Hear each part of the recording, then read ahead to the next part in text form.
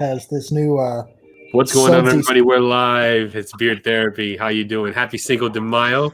I'm going to open the show up with a nice shot of tequila right here. So here we go down the hatch. I'm not joining you in that. I'm not doing that. I'll have a sip, but it's not tequila. Nice shot of tequila. Here we go down the hatch. I'm not shoot, I gotta joining mute, you I in gotta that. mute, I gotta I'm not mute. doing that. All right. Cinco de Mayo, yet another gringo holiday stolen for the purpose of drinking. How many useless holidays do we have in this nation just for drinking? Well, let's start at the beginning. Not enough. Useless. St. Patrick's Day, useless. Cinco de Mayo, useless. 4th of July.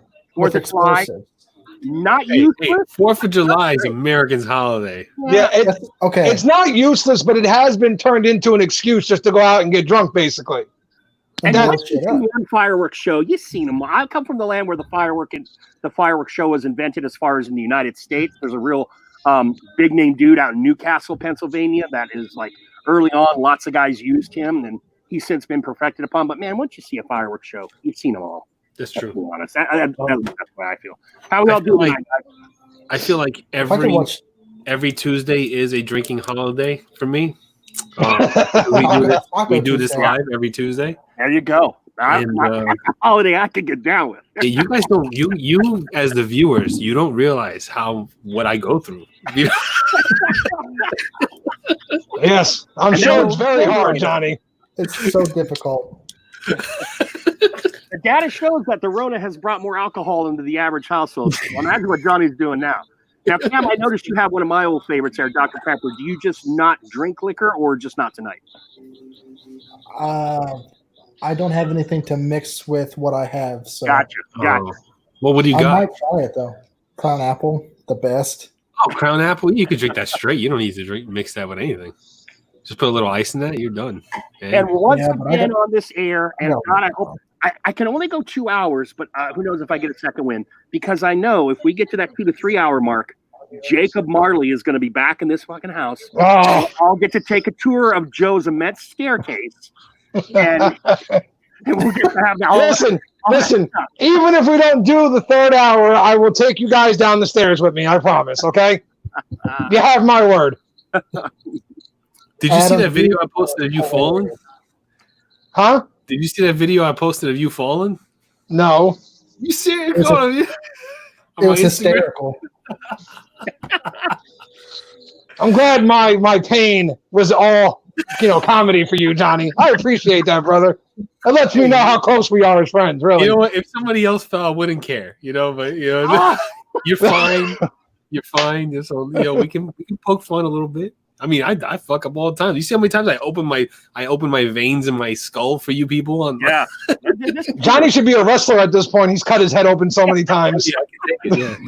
And on that Yeah, note, have this cheaper is places for our razor blades. therapy wrestling episode part 2, and we're going to get there. Notice we changed up the cast. With Emo, we did kind of more old school 80, 90 stuff. With Joe and Cam, in a little bit, when we started off, we're going to start off at the Attitude Era and move forward. And the more forward we move, the more quiet I become, because that was my last hurrah.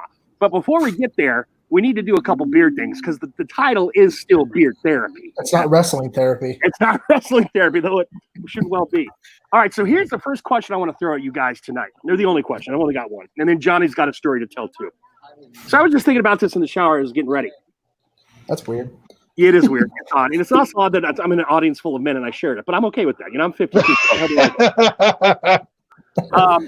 What is, and this goes to the panel and to the guys in the chat, what is the beard myth that you really held on to when you first started growing that at some point you went, oh, fuck that. That's not a big deal. For me, I'll tell you what mine is. Mine was, don't comb your beard more than a couple times a day. I heard that one a lot. You don't comb your beard more than because it could damage your hair or whatever. So what is the truism, the advice, the myth that you started with going, oh, I got to do this or oh, I don't got to do this? And then as you went along the game, you're like, screw that. I can do that. Shaving. That myth that the more you shave, the fuller your beard grows back in and all that good stuff. Said. You and Bart are on the same wavelength. Yes, sir. That was the first one that got tossed by the wayside because all that kept happening was I kept winding up looking like my brother on screen going, I let the barber shave my face. No, I'm not doing it no more. I'm just going to let it grow, and hopefully it gets where I want it to go. Nice. I got one. Mine was ingrown hairs. I was really worried about ingrown hairs. I was like, I was very concerned about that. I was like, oh my God, I'm going to get ingrown hairs. But it never really happened. I mean, maybe once on the side right here, but it got cleared up very quickly. And after that, I never had an ingrown hair ever since. Yeah, I don't get them on my face. I'll get them on my chest or in other areas, but I never get them on my face. Right down here. When I was younger, Cam, when I was younger, I would get them there. Not so much now. But I know what you're talking about.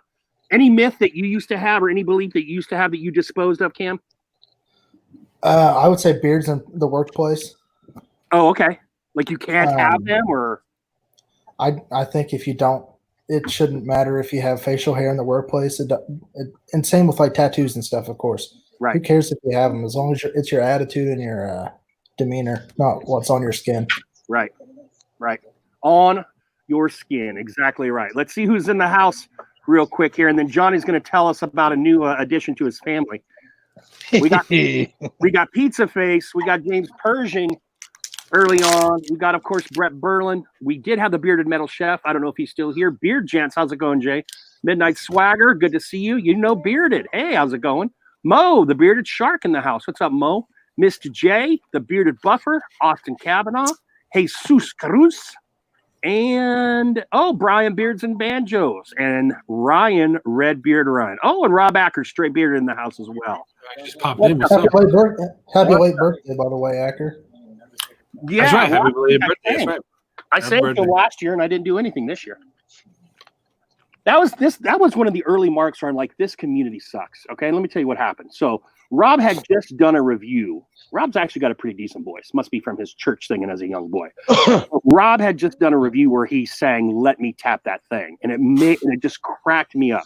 So I threw it out there for Rob's birthday. You guys send me DMs of you singing that, and I'll stitch it together and we'll throw them out there. And only Steven, Metal Guy, and Emo sent me video. Oh man, I'm sorry I missed that. Yeah, and I was able to stitch a couple versions because I would have Metal saying this chunk and Emo saying this chunk and me saying this chunk, and then I would mix up the chunks, and that was kind of fun. But I was like, seriously, only only two of you, because I don't count. Only 2 people responded. Come on, we got to do better than that. I don't remember seeing that, so I don't. Maybe I just wasn't following you or Rob yet at the time to actually see what was going on. This is last year. This would have last May or last May, late April. It would have been right around his birthday. You can go back to my feed on the April, and you can see the different versions of me, Metal, and Emo singing "Let Me Tap That Thing." Let me tap that thing. All right, guys. So let's hear. I've got one more beard thing, but before we get there, Johnny has a new addition to his household, and he wanted to share this story with us. God. All right. So, if you see my Instagram photos, you know that like you've seen it. My wife went on a hike, right? She goes on this hike, and so she likes to do this by herself or whatever. And apparently she was on the hike and she saw a wild cat. So she was like, oh, let me go check on this cat. She goes to check on the cat. The cat runs away, of course. But the cat was in the middle of killing a chipmunk.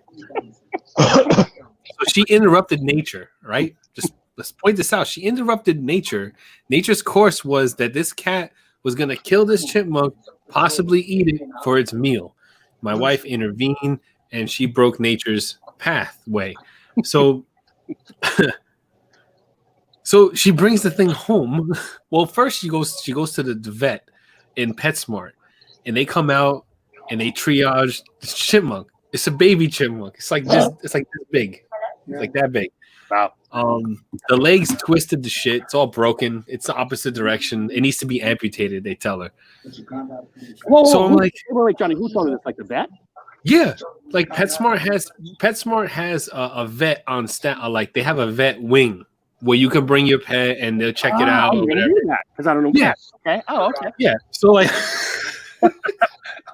was the vet just strolling down the street and she's like got her vet detector out? And, hey, there's one of those guys. You know what's crazy is that there's actually a 24-hour vet like right around the road from me. There's like 24-hour, animal hospital. By the way, So- I don't mean to interrupt, Johnny, but real quick on that. For those of you who are raising kids to be doctors, raise them to be vets. That is the freaking racket right there. You kidding me? Yeah, Right? that is the racket. Make So- them vets. So what happens is she brings them to PetSmart. They come out, they check in on it, and they're like, I bet you they're probably thinking like, oh, this is a hamster or a guinea pig. No, it's a wild fucking animal. So they're like, oh, we have to amputate the leg and all that stuff, and this is how you take care of it. So she goes and she gets the sterile water, the gauze. She gets powdered dog food for puppies and all, because that's what you feed. Apparently, that's what you feed chipmunks. So we have all of that, and she brings the thing home, and she's feeding it with a syringe and everything like that. And I'm like, she goes to work and she leaves me with the thing, and she's like, "Are you gonna feed Alvin?" I'm like, "Who the fuck is Alvin?" I'm like, and she's like, "The chipmunk," and I'm like, "You named the chipmunk Alvin?" And she's like, "Yeah," and I was like, "Oh, because as soon as you Once you name it, Once you name it, it's you're gonna be hooked. like a pet now. Like, what the hell?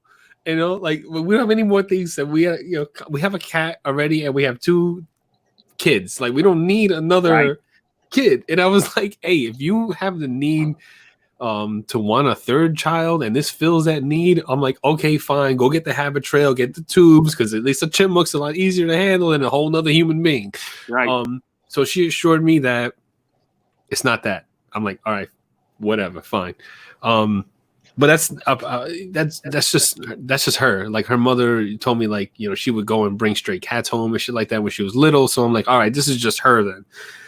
So she leaves me with this thing, and it's just like every 2 hours you got to feed it, and you got to feed it water and everything like that. And I'm like, oh, what the fuck? I have to work. I got to take care of the kids. We got to do homeschooling. Like, now you're adding more blocks onto the shit that I got to do every day. And I'm like, fuck. So then I do it. I feed the damn thing. She comes home.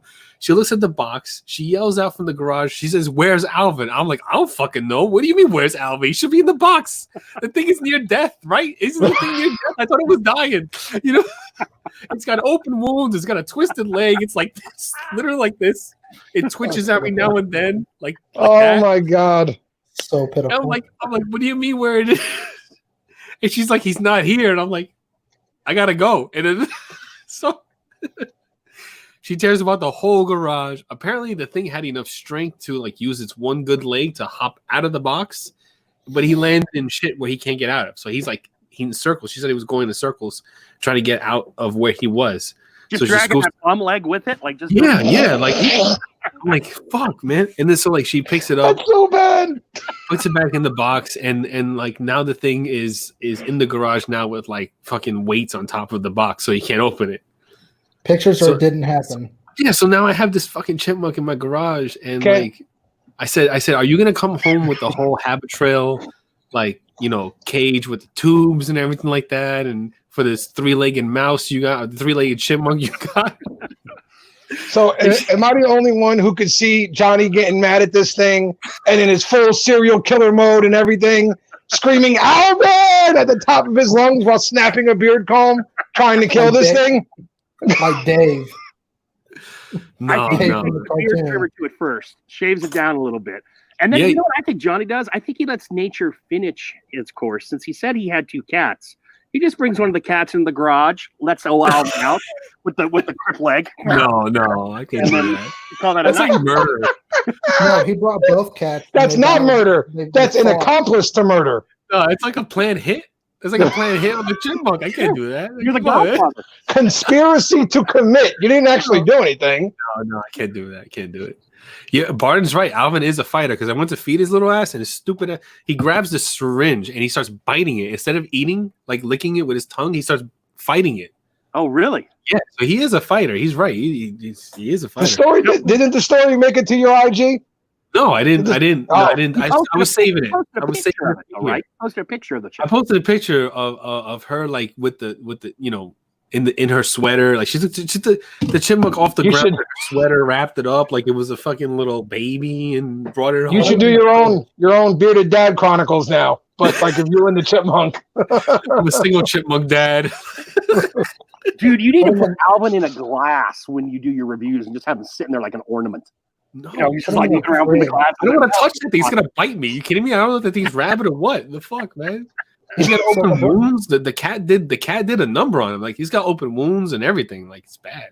Oh, and the best thing this morning, she goes to me. She's like, "Are you gonna help Alvin pee?"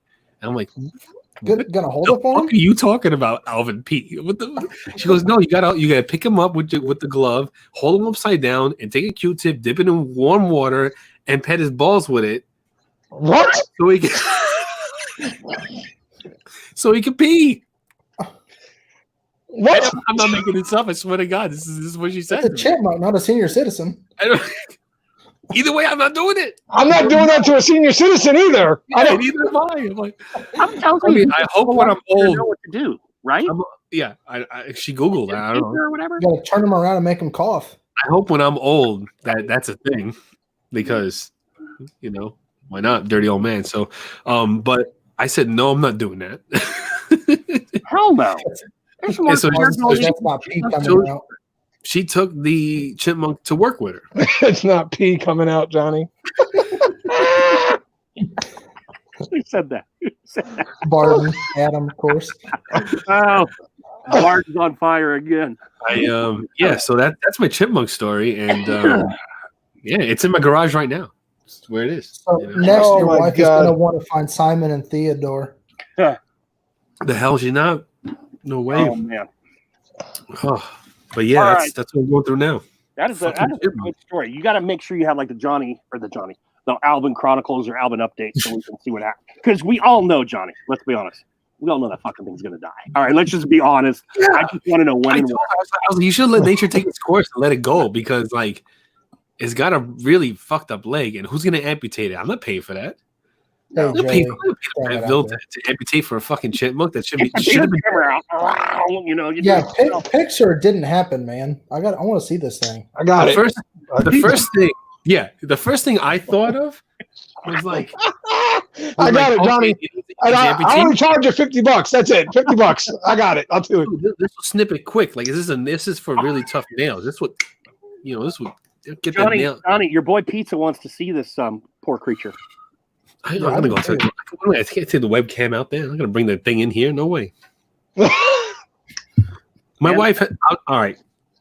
I'll put Johnny. a picture up. My wife's got a picture. She's like, she's got a picture. She says, "My good side and my bad side." So it's the good side of the chipmunk, and then the bad side, when it's all The twisted. bad side is the mangled leg and all that good stuff. Okay. That's what we want to see.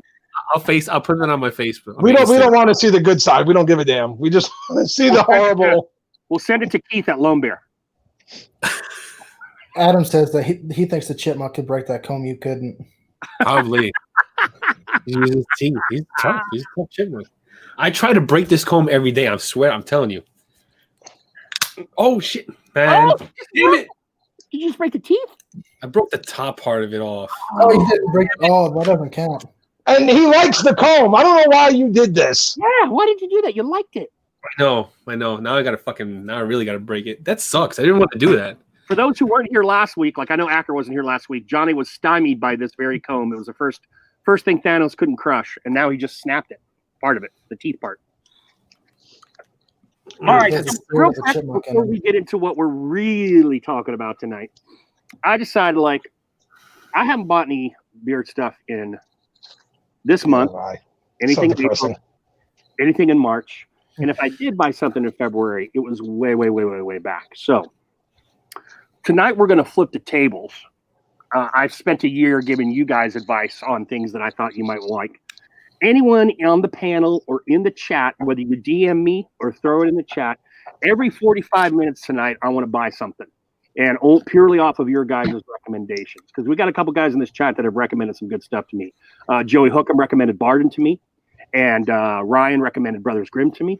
So I can trust these recommendations. And I figure I'll get at least 3 buys in, maybe a 4th, depending on how long we go. And so go ahead and if you know my videos, you know what I like. I try to stay away from coffee and pine. I'm not a huge fan of either of those. I'm not the biggest citrus fan because I don't see a lot of diversity in citrus. But beyond that, I'm pretty open. So we're going to call this BBC, Bearded Video Channel, or whatever the hell the QVC was. And I'll take things all night. And as I purchase one, I'll throw in what I'm purchasing. Now, the first 45 minutes, which are up in 25 minutes, those are already scheduled because I told Bam I was going to buy his cigar and whiskey combination on his cigar line. So I got his. Go ahead, Cam. Oh, I was gonna say I got a bottle of his Vixen over the weekend. Good stuff. Raspberry chocolate and Cuban tobacco. Yeah, that sounded like an interesting combo. Real And the quick, artwork on it's really good. real quick. The comb fought back. I'm bleeding. Look at that. Yeah, Black Rebel is one I would love to try eventually. I keep hearing still- good things about him. I haven't tried them. It'll be I a have therapy. something from him. It's really good. I have 8 samplers from Black Rebel from last year when I was going to review that. I just never got around to them. I smelled the samples. There's some really nice scents in there. I just never got around to reviewing them or wearing them. You should have said that was a chipmunk, Johnny. All right, I'm seeing some recommendations flow in here. Thank you, guys. I appreciate it, and I will tally, and we'll see what I'll go with. I'll start perusing the websites because you see, gentlemen, I was in my wheelhouse the last time we did one of these. Now, these 3 gentlemen are going to be in their wheelhouse as we go for the more up-to-date modern stuff. We're going to start off our wrestling chat, but before we get into what it's all going to be about, I'm going to pitch it one of these ways to Johnny Grooms because he's got an announcement that's wrestling specific.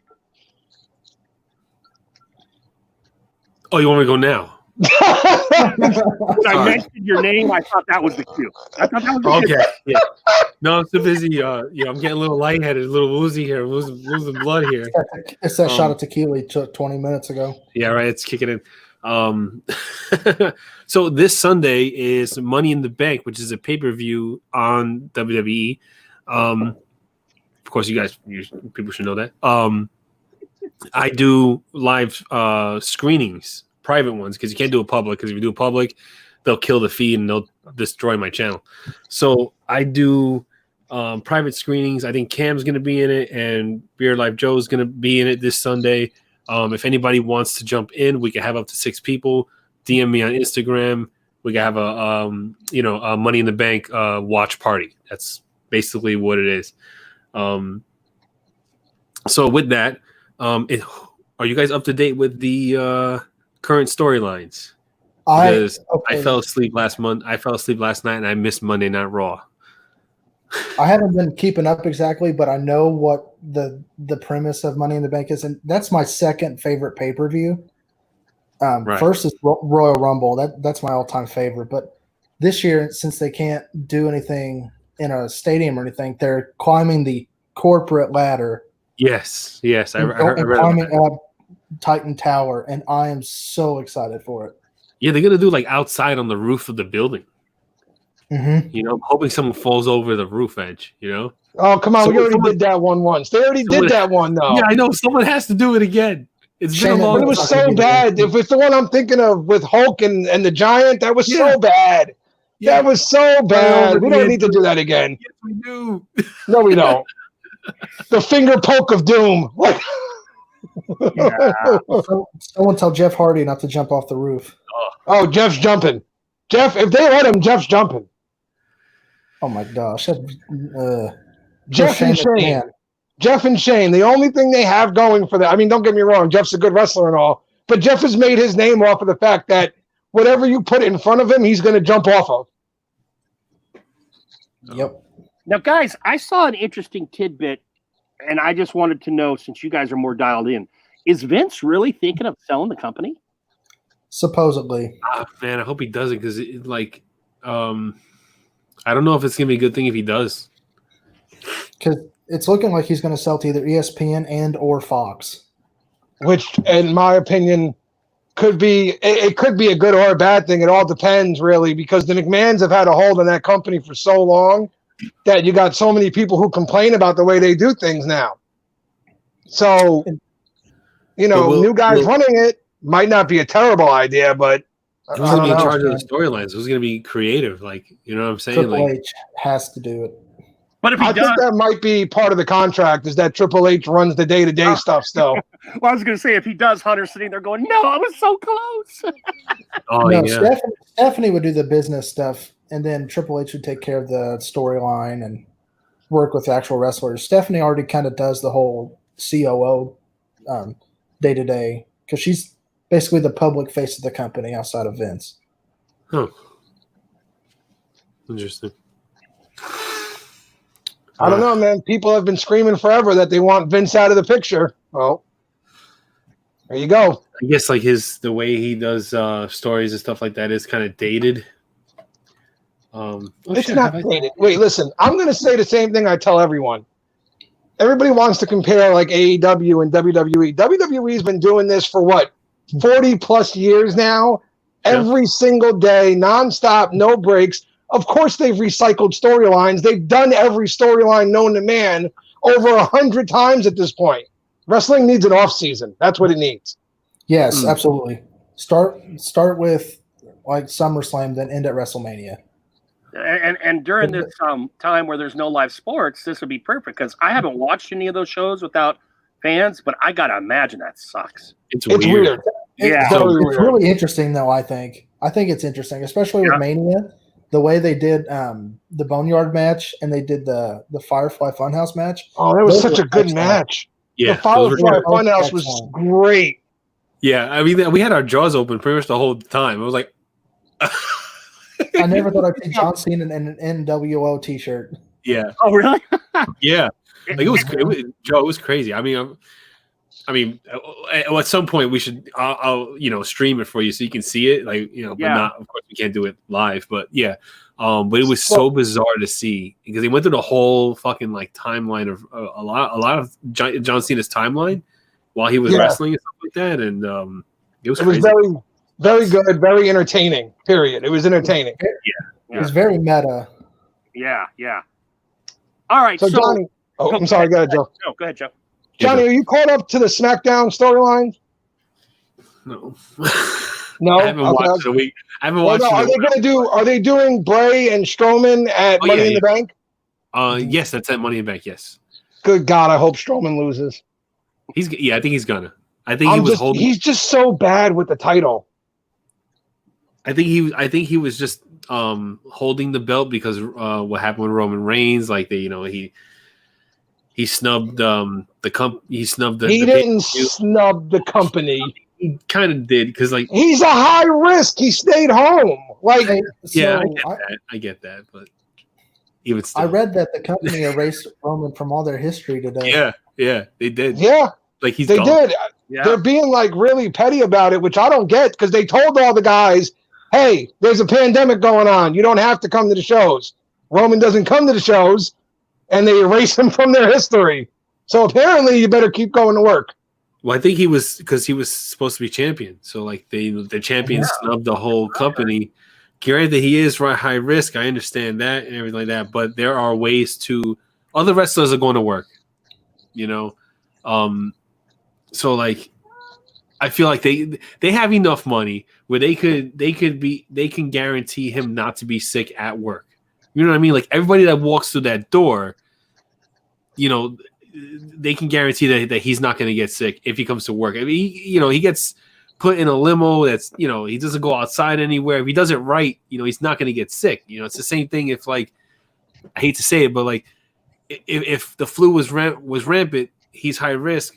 He would still go to work if there wasn't COVID. You know what I'm saying? And there's enough money in WWE to get him from A to B to be on the show without him being at risk.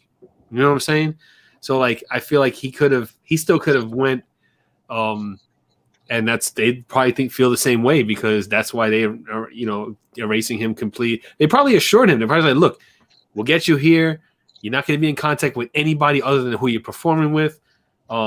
Transportation from A to B is going to be, locked, locked down and all that stuff. So like you're not going to be at risk if you come to work. I'm pretty sure they found a way to guarantee that, and he still said no. Maybe that's what happened, but All right, so That's John Cena. We're gonna take it back, and we can be fluid and whatever, but I definitely wanted to have at least some kind of timeline because depending on where we end this episode, there might be a part 3 or there might be other ones. But we want to take it back to the Attitude Era, and let me set up the context so we know what part of the Attitude Era we're in. All right, so we're at the height of the Monday Night Wars. Let's say, guys, we're getting close to TakeOver, okay?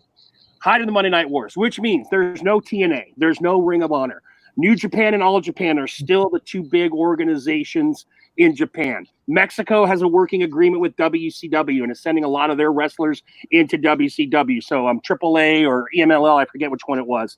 So you don't really have a big indie operation, except if you want to call ECW an indie operation. I kind of consider them a minor major. But ECW is kind of coming up on the rise as well. They're the black cat. They're the black sheep, right? So this all is what's going on. So I want to just throw this question out to you all, and you three guys, you can run with it. In the heart of this, when you were kids, were you WWE? Or sorry, was it still E then? I think they hadn't lost the lawsuit yet. Were you WWF or were you WCW? Huh. Oh man, this is actually like kind of before my time because I didn't start watching until my mid-teens, which was 15 years ago. But Federation. I mean, obviously I was WWF, but I'll be honest, at the beginning of the Attitude Era, when they had the NWO and that whole storyline, WCW was definitely drawing me over. They were pulling me over to where I was enough to make me flip back and forth to see okay, what's on WCW? Oh wait, NWO's on? Forget WWF for now then. Yeah. That's basically the way it went. Yeah. Because that was a refreshing storyline. It was something different. They did the whole takeover beautifully, where you really felt like Nash and Hall were just going over there, kicking ass for no reason and walking out. Like, remember the one thing they did, the cops actually got called. Like, outsiders that were watching called the cops because they said somebody just got assaulted over at WCW. Yeah, I remember that one. Yeah, they were like, we were really whipping everyone's ass in the background. You couldn't tell what was real and what was fake. Nope. Back. It was great. The one thing that really drew me over to WCW was their cruiserweight division. Their cruiserweight division was amazing back then. Yes. WWE did not have that. They didn't have like high flyers, masked luchadors, stuff. And so like that was one of the things that I watched WCW for. Juventud Guerrero and Psychosis. Yeah. Rey Mysterio. Chris Jericho. That's right, Chris Jericho. And listen, that division was also one of their biggest failings because in that division they had huge stars that they just did not push enough. Yeah. You had Jericho. Right. You just didn't give him the free reign to become Jericho. You know, and well, you had them all, right? You had Jericho, Benoit, Malenko, Guerrero. You had all of them. Yeah. They were all there. That was one of the things. It was like NWO was like the main thing I watched it for, and then it was that cruiserweight division that every time I watched those matches, because I was into that high energy, high flying. That's why I like Ricochet so much, and I always feel like they do him dirty every time he goes on screen. It's not their fault he can't cut a promo to save his life. I don't know, but the guy gives athletic gold. God damn it! Okay, well, tell him to go home, stand in the mirror, like John Cena said to Roman. This is called a promo, son. Learn your job. Yeah, but I know your role, jabroni. Sorry, Johnny. The reality is, wrestling is only half the job. You have to be able to cut a promo and entertain. That's just the reality of it. Well, if you're a face, if you're a heel, you get the manager, right? Most of the time. Most of the time, yeah. Thing, because Lesnar, well, I thought he was like passable on the mic since Heyman joined up with him. He's just been incredible, right? And the same with Midnight Express going old school. Bobby Eaton is considered one of the greatest workers of his era, but he couldn't talk a lick. You throw Cornette in there, all of a sudden, you've got tag team gold. Right, and that's gone on forever. I mean, even back with Bobby the Brain Heenan and Andre the Giant and nobody wanted to hear Andre on the mic, So you let Bobby cut his promos for him, and then you let Andre go in there and just destroy people. That's basically the same formula we've seen with Lesnar today. Right. We don't want to hear Lesnar talk. We just want to hear him grab the mic every now and then and go, what he's saying is Suplex City, bitch. Yeah, whatever he said. And walk out. Right. Whatever Brock says on the mic, I don't even remember. Okay. So here's the next question, because I remember I was watching and I was reading Meltzer, so I was totally immersed. And we have this burgeoning new thing called the internet at this time, right? The internet and you started to get on. What was that? What's the internet? Yeah, right. But you started to get a couple of things going on wrestling wise. You had the role playing wrestling that I mentioned last week when I was doing those federations. when Austin goes to Brian Pillman's house with the gun. Yes. Oh I my remember that. God. I googled that the other day just to see what happened at the end because I forgot what happened. He held the gun up and then it went static. I was like, holy shit. That was a huge moment because that's when WWF was below in the ratings and they were really starting to pull. Well, they were starting to push Austin to the moon at this point, but they're really starting to grasp and say, what the hell can we do? I mean, it's things like that made the Attitude Era what it was before it had a name, right? Do you guys remember watching that live as kids or as younger guys and how you reacted to it? I remember I watched that.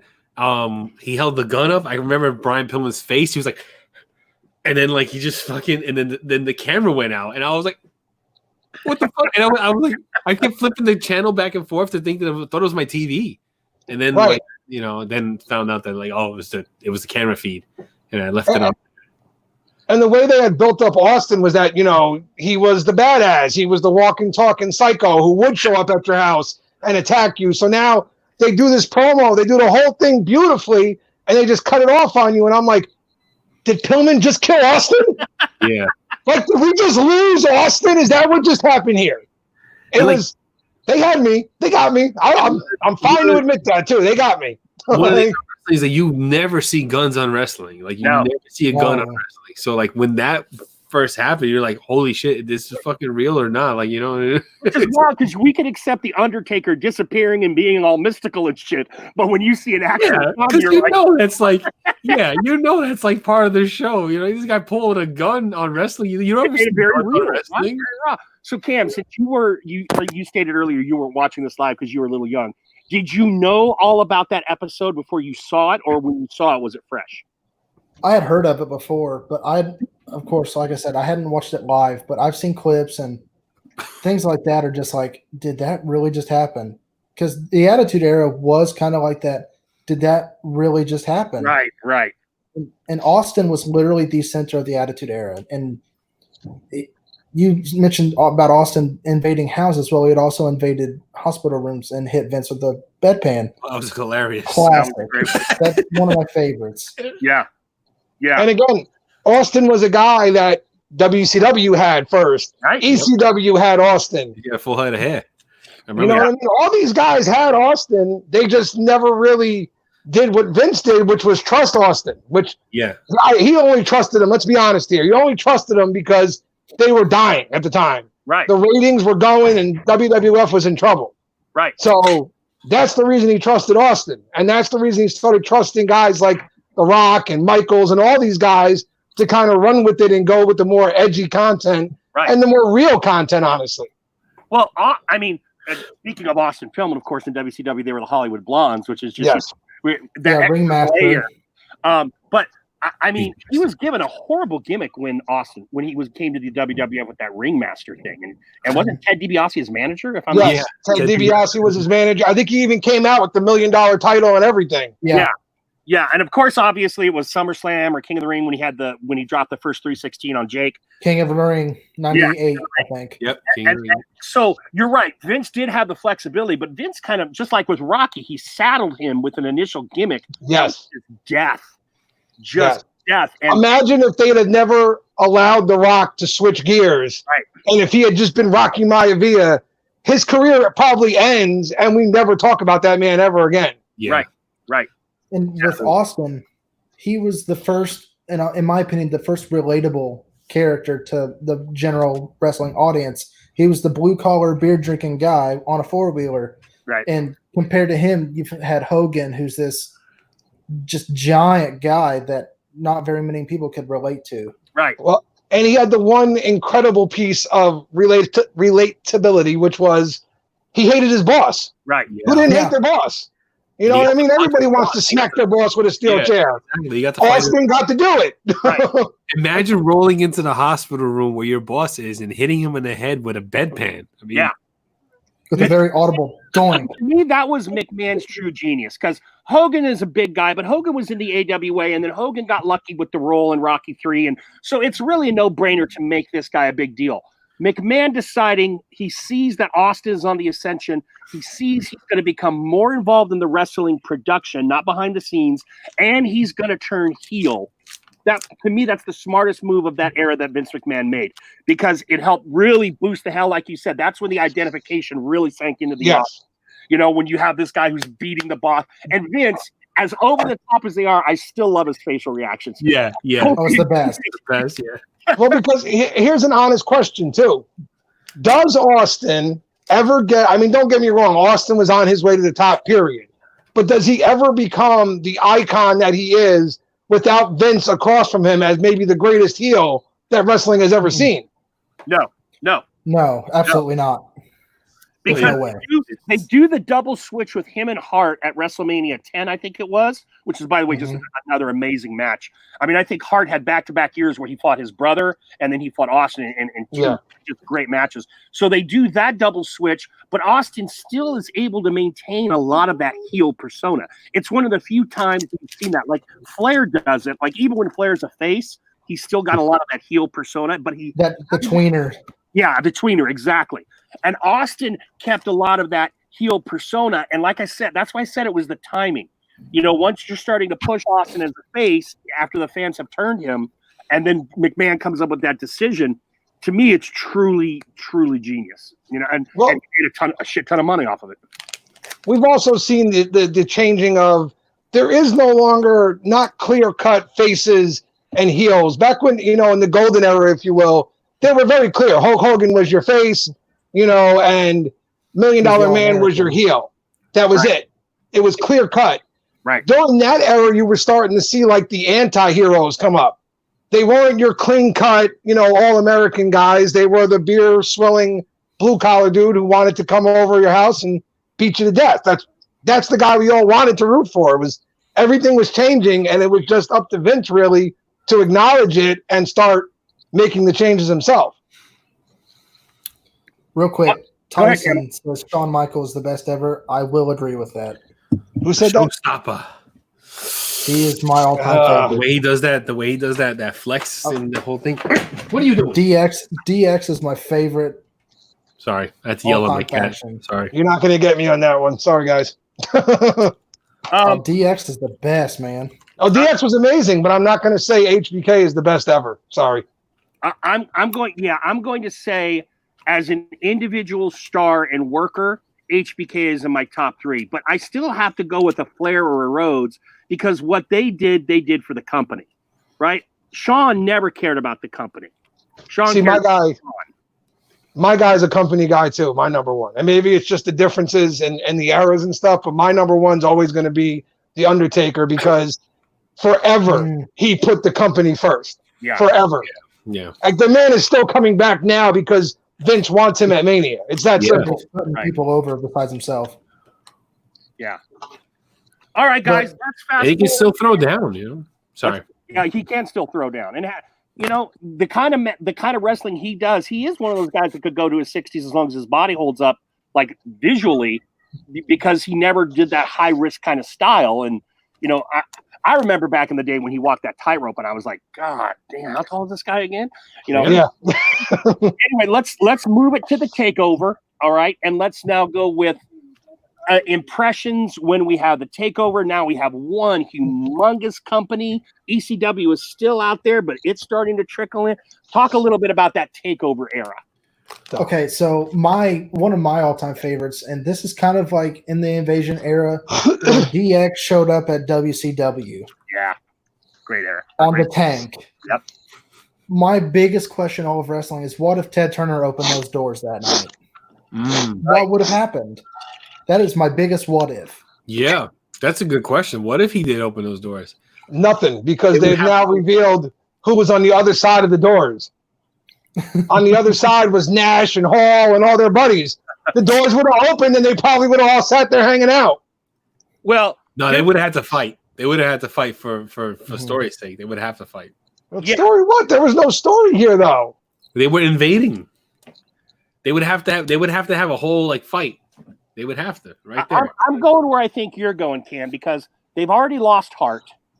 And if they by happenstance or purpose, if they rebuild the Clique in a completely different federation, that very well might have been the dagger to the heart of WWF, because you lose your top heels, you lose your top face. Now, granted, you have Austin and Rock on the come up, and so that would keep a WWF afloat.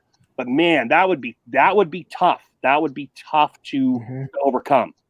I think that would start a great cross promotion war if they did open the doors and they started fighting each other. Then that would have to start like cross promotion storylines and all that would have to happen. That's in the old days. You used to have like AWA's champion against NWA's champion, or WWF's champion against NWA's champion, and it would end in a draw or a count out. So obviously, because no one can lose, but you had that cross promotional thing because it was all about making dollars. Right. Japan and Mexico both have done those interpromotional raid kind of things or attacks where they've worked with the enemy to make dollars. I do not understand why those guys didn't capitalize on that. No, it doesn't make any sense because there was an avenue there for them to make billions off of the war. They could have done like joint pay-per-views where you could have matched up Sting and Taker, and we could have had some amazing matchups there and some great paper. As good as the Monday Night Wars were, because they kept trying to outdo each other, it could have been even bigger had they have just come together and said, you know what? There's a ton of money to be made here if we just work together. Perfect example around that. Oh, sorry, Cam. Go ahead, Cam. No. Go ahead. I was going to just say real quick, New Japan and TNA almost kind of had that issue here in the past couple of years because Kevin Kelly works on TNA and he's one of the head guys over at New Japan, and they were talking about exchanging wrestlers. Yeah. Kind of like just doing an exchange between companies. Now I'm thinking about it. Like if you did do that, like how's that going to work in the long run?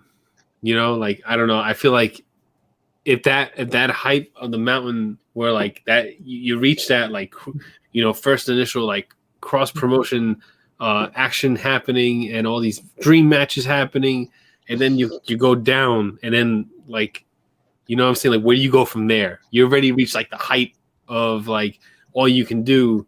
Maybe that's why they didn't. You got to be smart. You got to be smart, man. The long you term. do Taker versus Sting, right? And you have somebody come out and hit Taker with something, or Sting gets the win, but the feud is still going because he didn't win clean.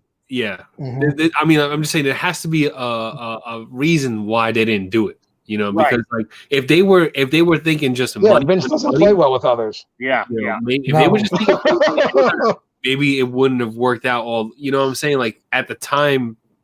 It probably didn't work out because if like I say, if they were thinking just money, then no, it was the two massive egos behind both companies, Ted Turner and Vince McMahon. They're both businessmen. But they both hated each other.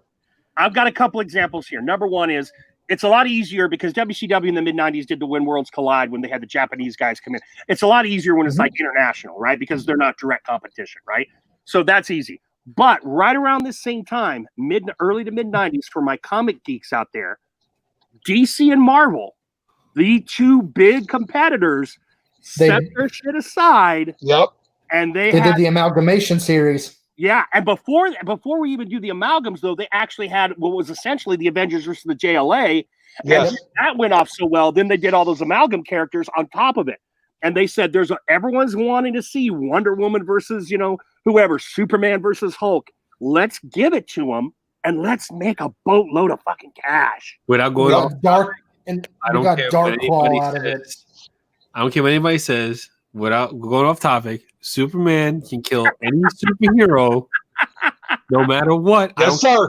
You're absolutely right, Johnny. Can kill any hero because he can kill the Hulk. You know why? No. Because all he has to do, if he didn't have his morals and he didn't care and he didn't have those restrictions, he just heat vision. He would just fly up to the Hulk, rip his fucking head off, or tear him in half, throw his carcass into the sun, and then fly back to Earth, have dinner with Lois, and that'll be the end of it. Now, John, I think Superman holds back for the safety of the Earthlings. If he didn't give a shit, if he didn't care, and he went all out right from the jump. Nobody, come on, nobody. So Injustice be a big old green-eyed bitch. So Batman has actually, I think it was in the JLA versus Avengers. Oh please, I know where this is going. Batman will get heat vision right through his eye holes of his mask. Done. Like, get the fuck no. All right, hold on. I want Camo to have his say, but we will do Beard Therapy, the comics version, one of these days. Cam, I am a huge get me started Batman on Magneto heads. I'm huge on Batman. So me too. Batman in the comics has beat Superman multiple times, but in the JOA Avenger storyline back in the 90s, I think it was, Batman kicked the Incredible Hulk in the gut so hard he turned back into Bruce Banner. Now I'm gonna come in here. That's a little silly. Did he just turn to? Did he just? I don't know. That's weird. I'm gonna say between transformations, like Johnny. Two real quick things. Let's not forget the '80s. You're a little younger than me, so I don't know if you know this. When John Byrne took Superman back over after he was done with the X-Men and the FF, he thought Superman was too powerful, so he scaled him back. He couldn't even breathe in outer space anymore at that time without aid. So it also depends on which era of Superman we're talking about, to go to your argument about Hulk. But you're right, 100%. I don't know about the Hulk, but most guys he could kill instantaneously. And let me just plant this seed for when we do have our comic spirit therapy. Yeah, we're gonna have a comic spirit therapy. So everybody in the comments, chill. We have. I already see the comments. Okay. All right, I'll stop. Like I want to go there. Like I want to go there. Really, guys. Really Here's the seed. Since Johnny brought it up, and we'll address it when we go back there. Then was he going full power against Apocalypse when Apocalypse killed him? Doomsday when Doomsday killed him. And I'm going to stop you, Johnny. Doomsday is a Kryptonian construct. It's not even truly an organism. So you and I can argue that night. All right, back to wrestling. Now you got me on comics. Good Lord. Yeah, I know. Yeah, I got now. That's a whole other episode. That's a whole other episode, guys. That's a lot of episodes. Oh my gosh, that is a lot of episode. So let's move along. So obviously these guys don't team up to seemingly the panel here. But what do we know? We don't run big wrestling businesses. They leave a lot of money on the curb and the whatever. Now, what about ECW and whether you want to say joined or got swallowed by, however you take, but eventually ECW becomes part of that umbrella too. And now you have this juggernaut, no comic pun intended, of wrestling with nothing out there stopping it. What about when it was ECW's turn? And first of all, I loved ECW. Loved ECW. Yeah. First of all, let's just be honest here though. Out of the entire organization, you had maybe 5 actual wrestlers in the whole company. The rest of them were just guys that were crazy enough to jump off of everything, be in barbed wire matches. These were very good wrestlers. They were just a bunch of crazy guys, right? They were all willing to push that edge. But I loved ECW. And even back then when you were watching, you knew one thing watching ECW. Rob Van Dam was just waiting to become a superstar. It was just a matter of when. The whole effing show. So Rob Van Dam is a special character in himself, but I'm just gonna say this out here. I know Joe is a big fan of Jim Cornette, which he went 34 minutes without mentioning Jim Cornette. If I could meet anybody in wrestling, it's Paul Heyman. Yes, sir.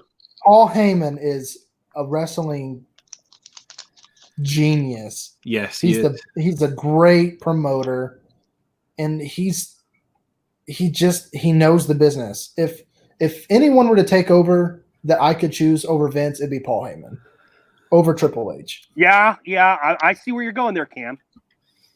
I would love to see what Paul Heyman can do with a full company. Like ECW was bits and pieces of a company that Paul was trying to make work on an extremely limited budget with no backing. So imagine if he had the full WWE backing to do whatever he wanted to do. You're right, Cam. It would be a very, very interesting thing to see. I think that was the charm of ECW. ECW was like it was unpredictable. It was how do I explain it? It wasn't the corporate wrestling. It was just like it was like everything man's. Yeah, it was like backyard pro kind of deal. Where they played in small places like in Philly and they Hammerstein Ballroom, played in Asbury Park, New Jersey, and they weren't in big arenas, and they had that feel even when you were watching it. The crowd was like right there, and you can hear everything. That's why NXT is so good. The way NXT is built, because the NXT is very similar to the way that ECW was built. Yes, the ring is there, the crowd is up front. You can hear the people in the crowd. You can hear the chants. You can hear the comments of the people in the crowd. it's very like it's more immersive than it is like WWE's like grand thing. So that's I still feel like Triple H modeled NXT around the old ECW. I absolutely feel that way every time I watch. It's a formula. It makes you feel like you belong.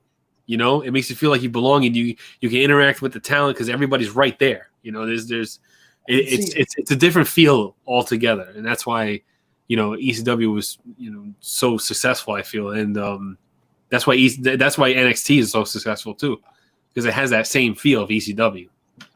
See, dude, they broke the ring on ECW, and not like like Undertaker just got chokeslammed through the ring or Brock Lesnar superplexed someone, and what was the tag team's name? Why can't I remember their name? They came out and they did the all that good stuff. Does the ECW? Public Enemy. Public Enemy was in the ring celebrating, and all the fans jumped in with them, and the ring collapsed under its own damn weight. I remember that. Wow. So for me, go ahead, Cam. Go ahead. I was gonna say, I was just gonna compare it. Like ECW was like a rock concert when like WWE and WWF is more of like a movie. Like it was just compared to like the crowd interactions because the crowd was just right there the whole time. But with WWE, there's more of a barrier kind of and ECW again was just so unpredictable. Like the one match I remember from ECW, and this is after Attitude Era, just kind of a bit tangent. RVD and John Cena. Everyone hated Cena there. Yes, that was an amazing night though. Just hearing the fans turn on Cena and go full in for RVD. You just knew one thing. That was an ECW crowd that night as well. And if Cena had won, they were going to riot. Yeah, there was going to be a riot. It was going to get ugly. See, Heyman knew he had something special there. That's why they go so emotional in that last pay-per-view. If you ever see the back room like pep talk that he gave to all the talent, you could feel it, that emotion, like because he knew he had something like amazing there, and like they just it's a shame that went away because he also knew that 90% of his talent once they went over to WWF were going to be jobbers at best. That they weren't going to have the kind of runs and the storylines they were having in ECW. It just wasn't going to happen. Right. And that's that couple of things there. There's that hunger. I mean, because Paul literally was running this thing on a shoestring, maxing out his parents' credit cards and all that jazz, right? So, but there's that hunger and that, like, it's almost like a band that hasn't made it versus the band that has, right? There's still that hunger, and yeah, they're raw, and yeah, they're a little ugly around the edges compared to the pretty boys up the road. But now the other thing I will say, Camo Cam, I went about 40 minutes without mentioning Jim Cornette, but since you guys brought it up, since you mentioned him, yeah, he does review. He has been watching all the recent stuff. He likes individual aspects of AEW, but not the product as a whole. He hates Raw and SmackDown, but the show he has the most good things to say about is NXT. Yeah. Yes. It's because Triple H, I believe Triple H is still running NXT to this day, if I'm correct. So he's got Michael. Why Vince hasn't just given Triple H the reins yet when the proof is out there? He's taken NXT to surpass really the other two shows, in my opinion. So what he's waiting on with that, I have no idea, because the main roster could definitely use some fresh eyes, if you will. I know Triple H isn't exactly fresh eyes, but at least a new direction. Vince's worst enemy is Vince. It really is. He gets so wrapped up in essentially himself and the way things used to be. Yeah. And it's very frustrating. He hasn't adapted. Well, exactly like everyone else.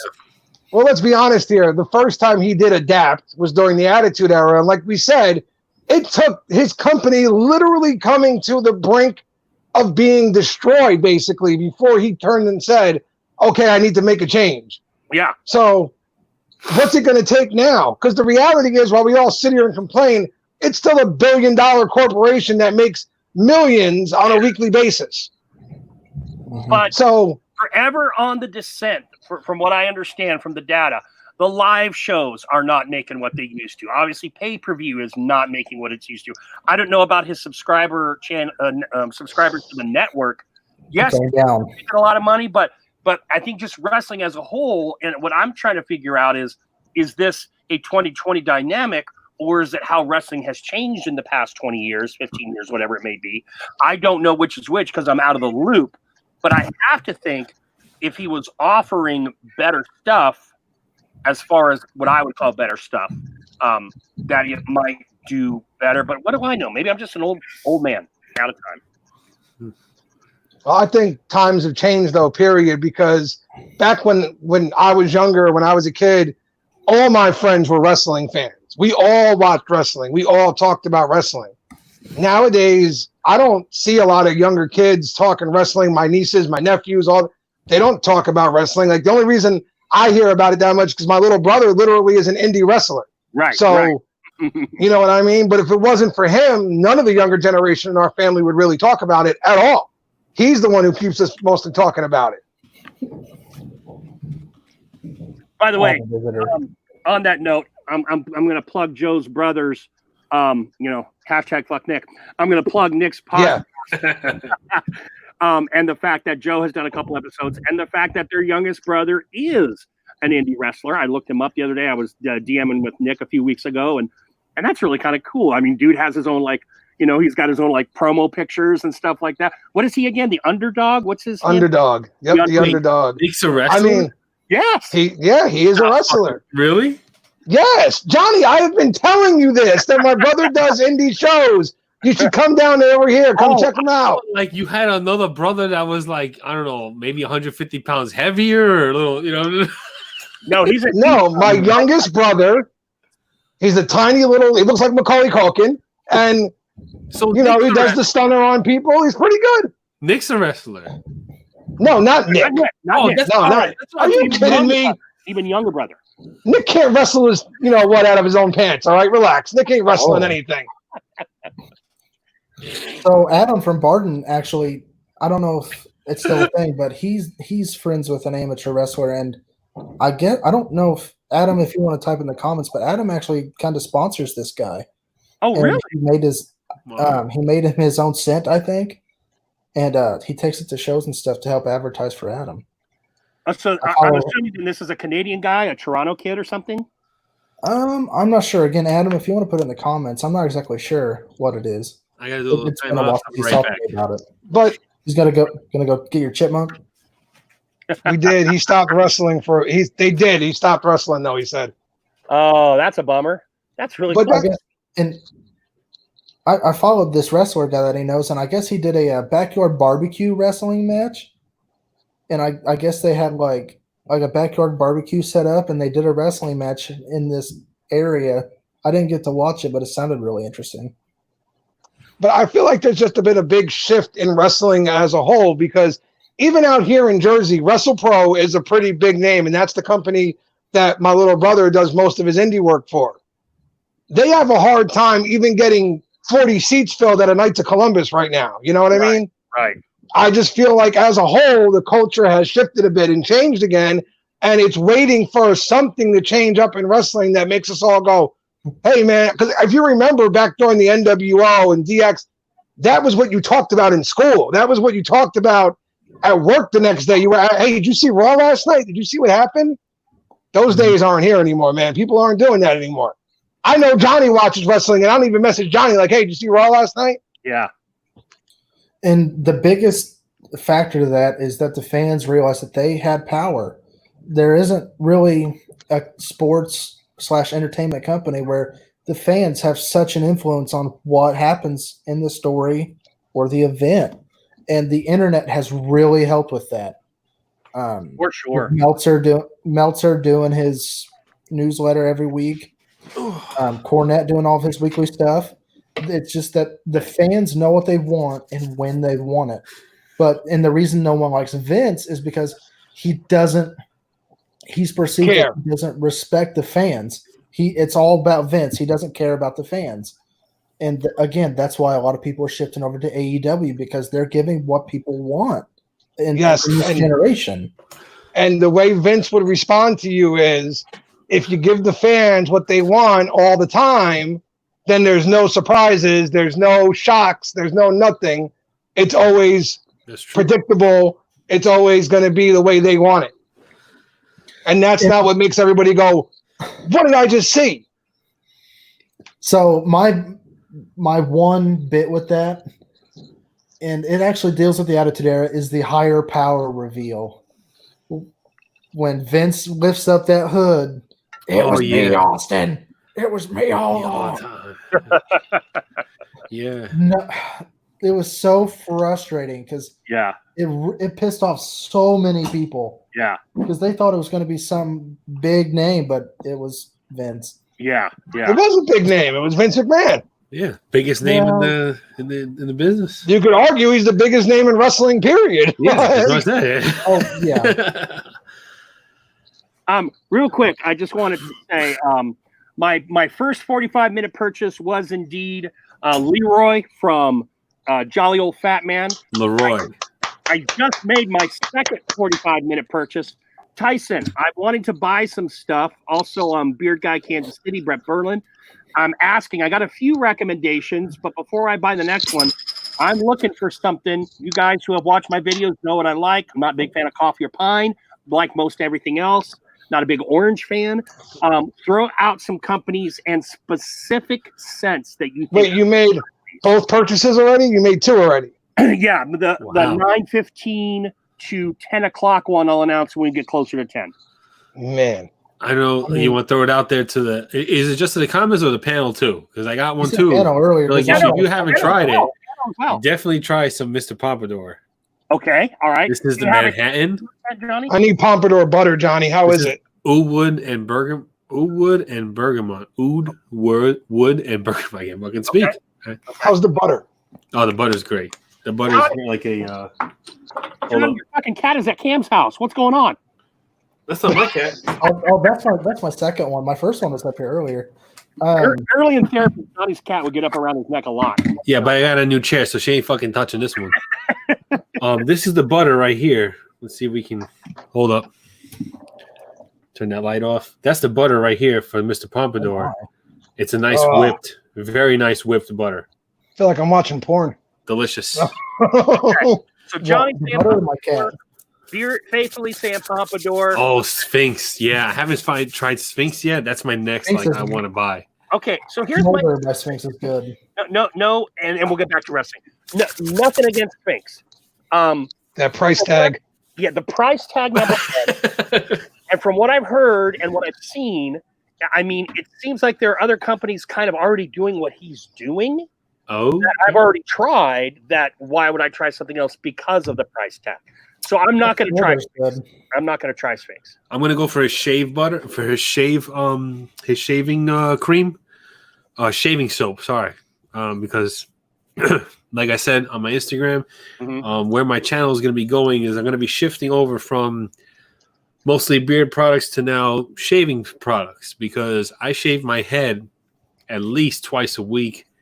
So it just falls well with the way I can record videos and stuff like that. I'm still going to do beard care reviews. It's still going to be part of what I do because I've fallen in love with a lot of companies and a lot of products, putting out amazing stuff. Like I just bought Beard Gents Mr. Cool. And that's amazing. Oh man, this smells good. This smells so good. I want to try their coffee bar. Did you get this too? No, I didn't get any butter yet. Is that the green tea one, Mr. Cool? No, Mr. This Cool. is Mr. Cool. Coconut, pineapple, citrus, and vanilla, and it smells delicious. But Mr. T, Joe, you might like. Smells so good. Yeah, I like tea. Well, Mr. T is it's like a clean, masculine tea, kind of, if that makes sense. It's very surprising. Honestly, I didn't think I was going to like it. And Jay surprised the hell out of me with it. It's really good. Nice. So it's a masculinity. So, everything I've gotten from Beard Gents has been really, really, really good. I only have 2 oils, and I've gotten all their bars except for the charcoal one. I got the coffee. I got the apple bar. I gave the apple bar to my wife. I say, smell it. And she was like, this smells great. And I was like, I know. She goes, what is it? And I'm like, well, what does it smell like? She says, it smells like an apple. I'm like, what's a fucking green apple bar? It's a green apple bar. she loved the color because green is her favorite color. So as soon as she saw it, she was like, "Ooh!" Great products altogether. I really enjoy it. But like I said, I'm going to be moving towards shaving, brushes, razors, shaving creams, different artisan shaving creams, small batch shaving creams. Believe it or not, they do have small batch shaving creams. Of course they do. And trying to stick to the ones that don't contain tallow in it because I don't want I don't want animal fat and my beef fat in my shaving soap. I don't make my soaps personally that I make here at home have no animal fat in them. Oh, you mean the mystical soap, the stuff that you know. Yeah, my own soap. The soap I make at home has no animal fat in it, so I don't buy soap with animal fat. I Joe soap is on the way, right? You know what? Yeah. Joe soap is on the way. When we meet up, I'm gonna give him a whole case. When we'll be ghosts by that time. As soon as social distancing is over. As soon as it's over. You know what? You know why? Because I got permission to go all the way to fucking cross state lines over to like how many states over for the wife. You know, I got permission to do that. And now I can't because of fucking Corona. So like, that's not gonna happen. So like, what we should do is Joe, Beard Life Joe, is that when this is all over, we can cross state lines and shit like that. Is that the two Joes and I should meet up. Let's go and have like a dinner or something. We'll fucking do it live or whatever. It'd be awesome. Absolutely. And then we'll pick up anybody on the way. If you guys still want to do a ghost hunt too, I've said this from the beginning. My uncle and his team, I can set it up for us. You know what? I do, but I've got to wait for some of this stuff to chill just because I can't. I'm not saying now. He's not doing anything right now. I'm saying when everything goes back to someone normal and he's actually out doing investigations again. All I gotta do is give him a heads up, and he'll let us come along. You won't care. That's awesome, man. I would love to do that. Yeah, and that'd be sweet. And then we pick up anybody on the way. Unfortunately, my car only fits 2 people. Oh, shotgun.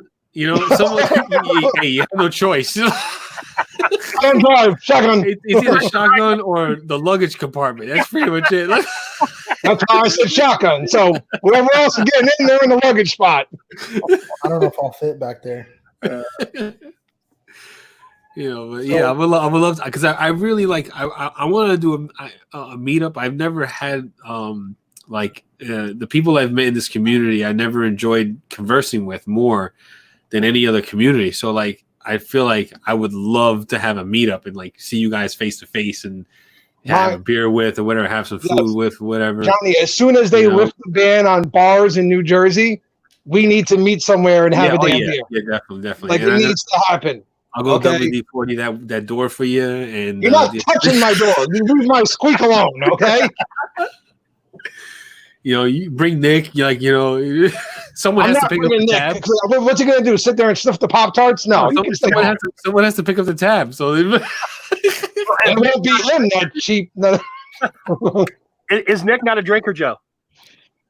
He is. He's just not a good one. Yeah, it'd be good times. I'm all about the good times and stuff. I'm very good. I'm good at holding my even if I'm completely hammered, I'm still a good person and I'm aware and what I mean. I can get myself home. The last time Nick got like that was his wedding, and I had people calling me. I was in a different hotel that night, and they're like, "We can't get him off the floor." I'm like, "I'm a half hour away. What the hell would you like me to do?" Go get his wife. Like, what I have to tell you is that's her job. No, your days are done.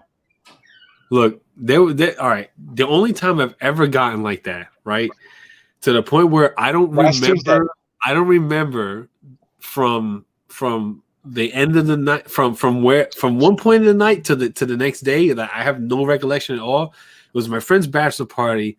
We were in AC. We went to the Jim Beam bar. The Jim Beam bar has shots for I think they were, 25 cents a shot. Oh my God. I remember I the last thing I remember was I dropped $100 bill in the bar and I said, fill the fucking tray, where it's a bachelor party, fill the tray up. And they did. They brought the whole fucking tray full of shots of Jim Beam. And they put it in there, and I was just shooting them back, throwing them in my beer. We were giving them to everybody around us. It was just like shots for everybody, And I remember that I went to the bathroom. I came back. Then we were on the boardwalk. I went to go chase down some stray cats because they thought they were cute. Then I was eating funnel cake. And you yell at your wife about chipmunks. No. Well, like I wasn't going to bring them home. I just wanted to play with them. So anyway, like it's different, you know. And then I was eating funnel cake, and then that's it. I don't remember anything after the funnel cake on the boardwalk, and that was it. It's the funnel cake that did it, not the alcohol.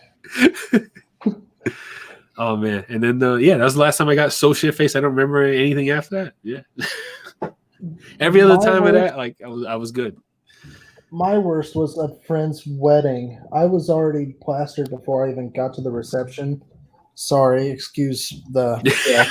No, you're the one that's got the problem there. If the cat walks by you and lifts the tail to show you your butt, show the butt, that means they really like you. That means they really like you. That's what that means. So I told a buddy of mine before we went, I said, I want a pregame. He's like, are you sure? And that's when I should have said no, but I didn't. Yeah. You save money that way. I don't remember. Not brain cells. Yeah, I lost a lot that night. I guess I made half a fifth of Crown disappear in one go. Nice. Now I was bad enough to where I was cut off by the bartenders at the beer keg, and I threw up in front of about 40 people. Did you see Barden's comment? What do you say? Oh.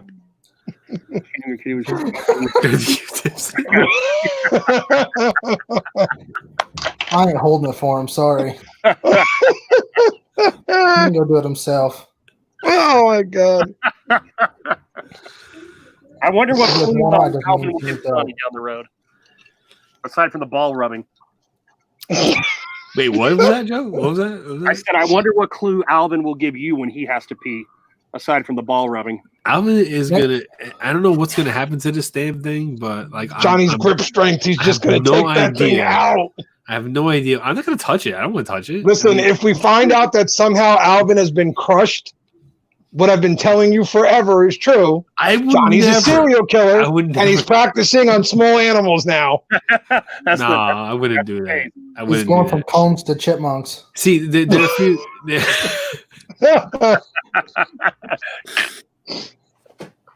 You wouldn't have to. It would just be one hand, and you just close it. See, look, he's already thought about it. Look. Squeeze it until you hear the little bones crack, and it squeaks, and it's done.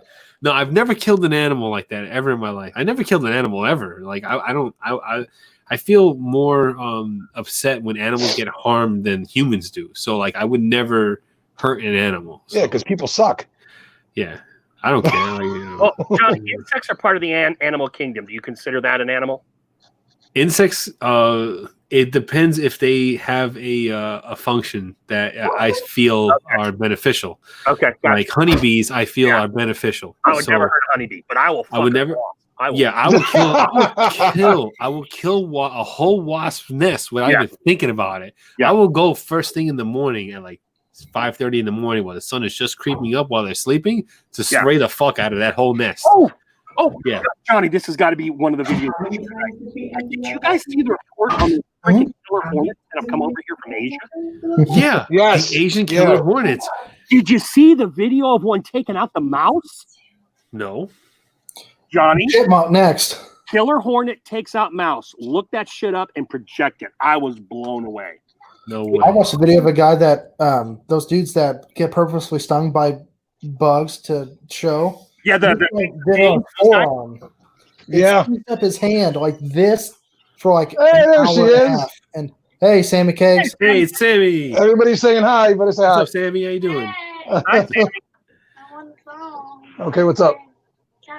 Yes, love you. So I want to sneak this in real quick. So right here, I lost back in like January. Sure. My grandpa. Before he passed, would take old silver dollars and hammer a hole in them in the center and would spin them and make rings out of them, and my uncle would polish them. Oh, that's sweet. This is the last one he made before he passed. Oh, that is sweet. And my girlfriend just happened to look in the pantry with all the cat food, and it was there. And we've opened that and cleaned out that pantry like 5 times. Yeah. And she just brought it to me. Nice. Ghosts, dude. The ghost had it, man. The gremlins. So now wait, No, it's I'm gremlins. sorry. I don't want to switch here, but back to the killer hornet thing, right? So like, does this thing like kill people? Like, is that what the claim is here? 50 deaths a year out of this damn thing. They are Man. concerned 50. that it could definitely hurt a person because it has a potent venom and it can sting multiple times and it is aggressive. Yeah. And how? And these things have been reported here in a time to freaking move to Alaska. I got him in my fucking town, man.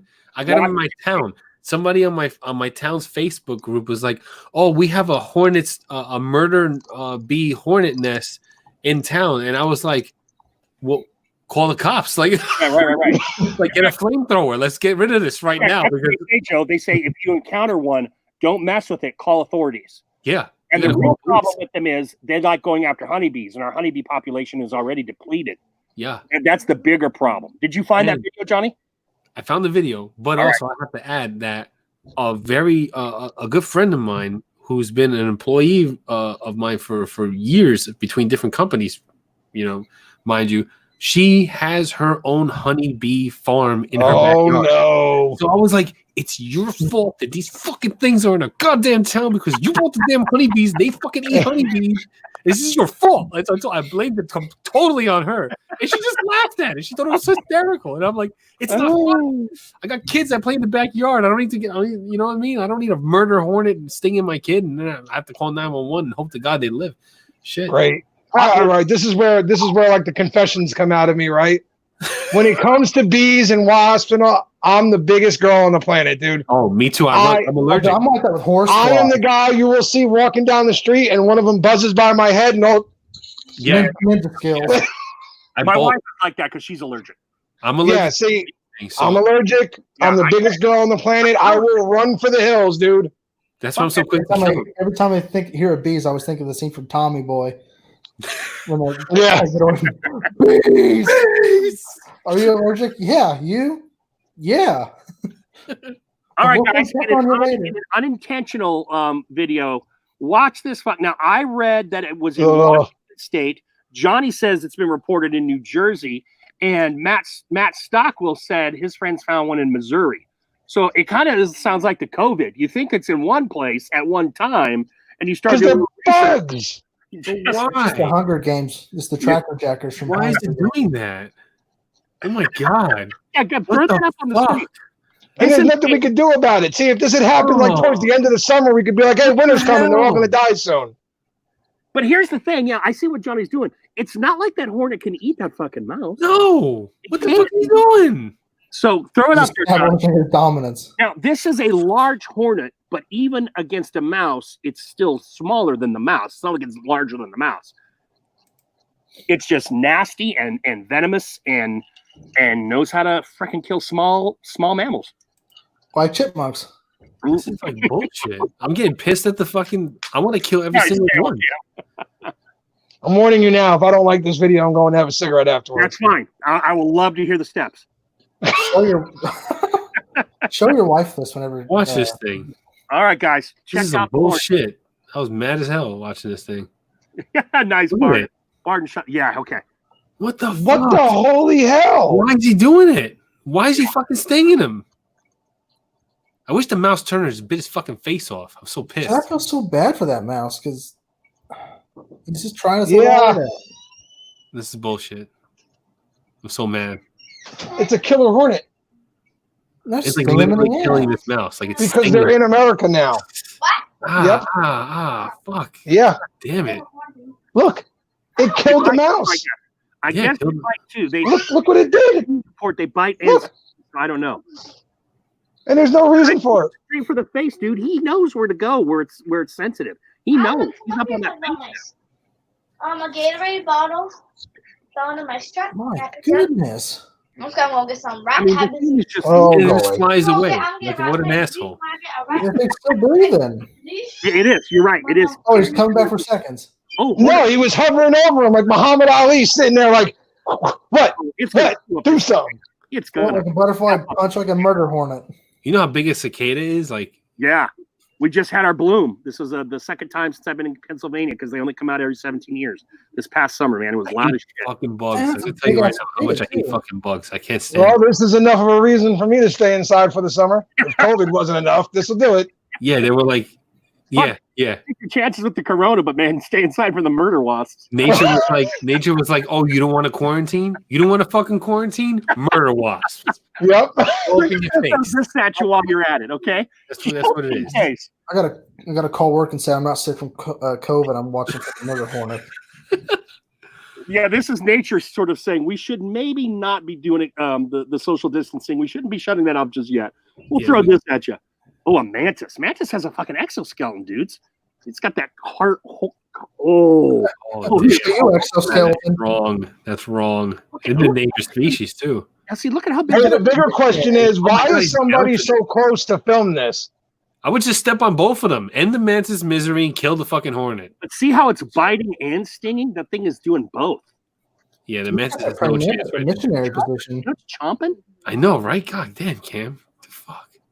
That was awful. Wow. So there you go, boys and girls. Only on therapy, killer hornets coming to a neighborhood near you. Oh my god, it's still That was enough. That was enough for me. It's still going on. Wow. There you go. That's it. You really gonna risk going outside for a smoke? That was hard to Yeah, I'm watch. going out. God I'm going out for a cigarette as long as my. I am Yeah, not okay. I going was making out. sure my Wi-Fi was off. I didn't want to lose you guys. I'm not going outside. While Joe is doing that, I will announce my second purchase because Adam just kind of slid it in there. All right, here it comes. Stairs. He had me at basil, so my second purchase is Barden basil lime bergamot. I'm gonna try that bad boy out. I'm gonna throw one out there real quick. Use a lot of Fable by chance? I have used some. Do you have a grower? I do not have grower. Oh, the Get grower. grower. I don't have it either, but hold on, I'll be right back. I wish. I have the oil and the butter, and it is. I use it today. Actually, it's pretty good. And then no Tyson. I haven't gotten reformed yet. Oh, you're talking about Joe. I got reformed. Reformed is amazing. Which Joe? You got to be more specific here. Hey. About Joe. I already Joe have 2 years Cornette. labs. I'll dump those motherfuckers if that's where you want to be. I bought, I got 2 Joes. I'll just say I Joe bought Cornette your from now shit on. and I bought your Fable shit, and I love them both. I have Tyson's Fable. I was Yeah, one of the first I to do only- it, actually. I only have the hero from Fable. That's it. That's it. I've got the Scribe, I've got the Barber, I've got the Grower, and I've got shoot. That might Nope. be it. I've I heard had monthly plans to make purchases from certain companies. COVID came along and kicked the crap out of that one. So Tyson. Well, hey, bam, on that list. As I'm purchasing in cycles now, not monthly, but every single person I've heard mention it has had nothing but glowing things to say about it. what, reformed? Tyson's reformed, yeah. Yeah, it's amazing. I just heard basil and lime, and it's fresh, and we're getting into the warm weather, and I just had to jump at it. You know, I love that mix of, like, basil is usually considered kind of a savory herb, and I love the mix of a savory with a sweet, you know, like in lime or bergamot, or at least a sour, maybe not a sweet. And so I want to see what Adam did with that. So Bam's in the chat real quick. I got that Vixen in the mail a couple days ago, and it's really good, man. I like it a lot. I like my tobacco scent. Bam's got this bottle. He's got this thing called the Queen's Jesters, and on that bottle is one damn looking guy, man. Like, it's just worth buying it just to have the bottle. Like, it's just worth it. I don't know. I kind of like the mask on the dude's face. Dude, the mask is an idiot. Don't worry about the mask. Damn. Yeah, I prefer the Rey Mysterio version of that label. Uh-huh.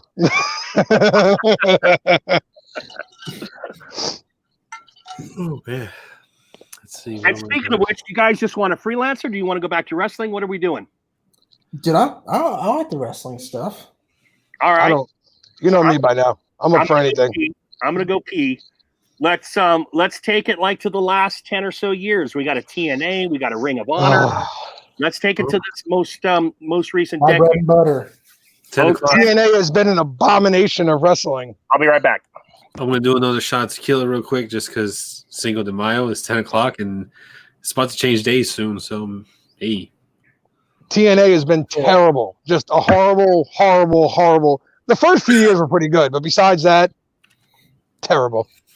So when I started TNA was when the Main Event Mafia had just started with Angle, Sting, Scott Steiner, who I'm going to say this right now, Scott Steiner's math promo on TNA is my favorite all-time promo.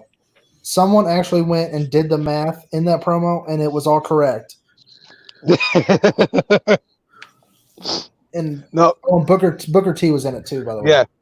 No, my favorite TNA gimmick, if you will, or character was the Joker Sting. The Joker Sting was great. I love that version. Yeah, that version of Sting was just amazing. Mm-hmm. Because he had always been so stoic and serious. So to see him bring out like his inner Joker, it was just fantastic. Beautiful. But besides that, Kurt Angle's run there was depressing to me because most of it was fueled during alcohol. And pills. Yeah, it was all just horrible for me. Watching him get as skinny as he was at one point, it was scary, actually. And if it weren't for TNA, we wouldn't have the AJ Styles we have now, who's currently my favorite working wrestler. AJ is the phenomenal one. And that's where he basically started. And then went to New Japan, helped run a certain club. And I actually got to Too Sweet AJ Styles. I mentioned it the last wrestling show, but that's like my big wrestling moment was getting to Too Sweet him. But you've got a lot of good matches and a lot of good stories, but TNA was so hit and miss. Like it was unreal how hit and miss it was. 15, by the way. 15 stairs. I counted them. It's like it's more like 45. I don't know what you're talking about. It's 50. And here you go, Johnny. Here you go, Johnny.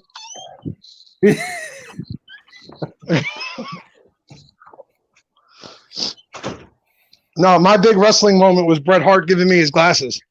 Oh, yeah. You got the glasses from Bret Hart? You got the glasses. Are you serious? Yes, sir. Man, I always wanted them. At a Continental Airlines arena show. That's how long ago I'm going here. Oh, I remember watching as a kid and was like, oh my God, would love to get the glasses one day. I'm sorry, what'd you say, Camo? Do you still have them? I did up until about 3 years ago. And then a friend of my brother's was a huge Bret Hart fan, and so was his son. And his son was getting ready to go in for surgery. So I gave them to him as like a good luck gift? Yeah, I guess like a good luck gift. Did he make it after surgery? Cool. Yeah, he made it. All right. Did you get the glasses back? No. What the fuck, man? I was like, good, you made it. Brett gave me some good luck. Give my glasses back. No. But that was Brett did it before every match. Every match, he'd take the glasses off. Like, yeah, that's why I knew. Like, I always wanted that to happen to me. And it was an awesome moment. It was great. And man, that's awesome. I can't believe you gave those away. That was the same night. He defended his Intercontinental title that night. Were they signed? Title, in my opinion. No, they weren't signed. He just took them off his head and handed them to me. I figured he would sign them and then, give them. He didn't always sign. Every now and again he would, but no, this time he just maybe because it was a house show. House show. There you go. There you go, kid. So it's not like I had a picture or something to prove that Bret Hart gave them to me. Joe, look at Chris's comment. Yeah, I know, Chris. I know. I love you too, brother. Thank you. I was never ringside enough. Like when I went to shows, I was never ringside to even like have the opportunity. Well, see, Continental Airlines Arena, the house shows, you weren't paying a fortune to sit ringside. I mean, you were still paying a pretty penny, but it wasn't like hundreds of dollars to sit up front. Because you're on the folding chairs, right? Yeah. Well, even the ringside chairs are folded chairs. They're just padded. And I still think to this day that my uncle started the "I'd rather be in China" signs. Really? We were at a Raw at Continental Airlines Arena, and he held up that sign. He was the first one I ever saw with that sign. Wow. And then all of a sudden, they were friggin' everywhere. Wow. Hey, Jimmy. I think he's in the right stream. Hey, Jimmy. How you doing, Jimmy? All right. So, hey, before they change it, by the way, I'm a purist. Just to go off the beaten path real quick, I'm a purist with like college football bowls, and I'm a purist with stadiums. I hate all these sponsor names, but before was the Continental Airlines Arena, wasn't it the Meadowland Gardens or? Yeah, it was like the Meadowlands Gardens or something like that, and then it got sponsored by Continental Airlines, and that's when it became the Continental Airlines Arena. Now I don't even know what the hell it is now. I don't even know if it's still there anymore. So, because you had the Meadowlands, which is where the Giants played. Yes. Right. And then which is in Jersey, by the way. Right. Which is in Jersey, right? And then was that arena close to the Meadowlands Stadium? Yeah, it wasn't far. You could take a shuttle from one to the other. So. Okay. All right. Like if you went to Continental Airlines, you could actually park at Giant Stadium, and they had like the pathway you could walk through, like a tunnel that sent one to the other. You know what? Go ahead. We're talking about arenas. The Barclays Center in Brooklyn, right, was built a mile away from where I used to go to school. Oh, really? Yeah. So, Johnny, did you go to one of those PS? I know New York has all those PS schools. I went to PS 94. Nice. PS 94. Nice. And because of family circumstances, we had to leave Brooklyn and go move to Jersey. The Mafia. When I found out that the Barclays Center was an hour away from where I used to go to school, it reinvigorated my hatred to the specific family member, which reason why we had to leave Brooklyn. And then it even made it even worse when I went to visit the area to go see a comedy show it was a comedy basement show at a bar that my wife, she just so happened to find, and she saw her comic was there that she likes to watch or whatever. It was a taping of a podcast of this celebrity. Fucking, I don't know who it was. He was some guy. I don't know who he knows, but he's funny. So anyway, we went, and I'm like, you know what? I went to school not so far from here, and from where we were in walking distance to the Barclays Center. And I'm like, fuck, I used to go to school like right down the road, right down the avenue down that way. And I even Google Mapped and showed her. I was like, yeah, we're like fucking miles away from where I grew up and went to school. And like, it just pissed me off because like I could have grown up in a really nice hip area, and grew up in Jersey. But hey, it's whatever. Was the school still open? Was the PS still open? And here's Tyson. Oh my! I didn't know you were superstars here. What's up, man? Bun? Hold on. I want to. Lava. What up? How's everybody doing? Good, man. How are you? Well, I think you're an a-hole for not getting reformed, but I just figured I'd come in here and tell you straight to your face that you're an a-hole for picking the wrong one. If you want to trash my collabs, go for it. But look, here's a guy who has more collabs than I think God himself, and I already own 2 of them, and he's still gonna bitch that I didn't get reformed. Hey, I don't have it either. Reformed is the first real collab. What's that? I mean, Reformed is the first real one that I had like pretty much full say-so in. So, well, you didn't have full say-so in the Lone Bear one. Yeah, Lone Bear said you guys traded mail quite a few times. Oh, I went to the bathroom. I come back and there's a new person. Yeah. Tyson. Yeah, I just magically appeared. What's up, Tyson? How you doing, man? Tyson has a Lone Bear right here. I gotta go get a Pepsi. Picture and everything. I love this one. This is one of my favorite scents of all beard care products. And it's a great idea behind the scent, too.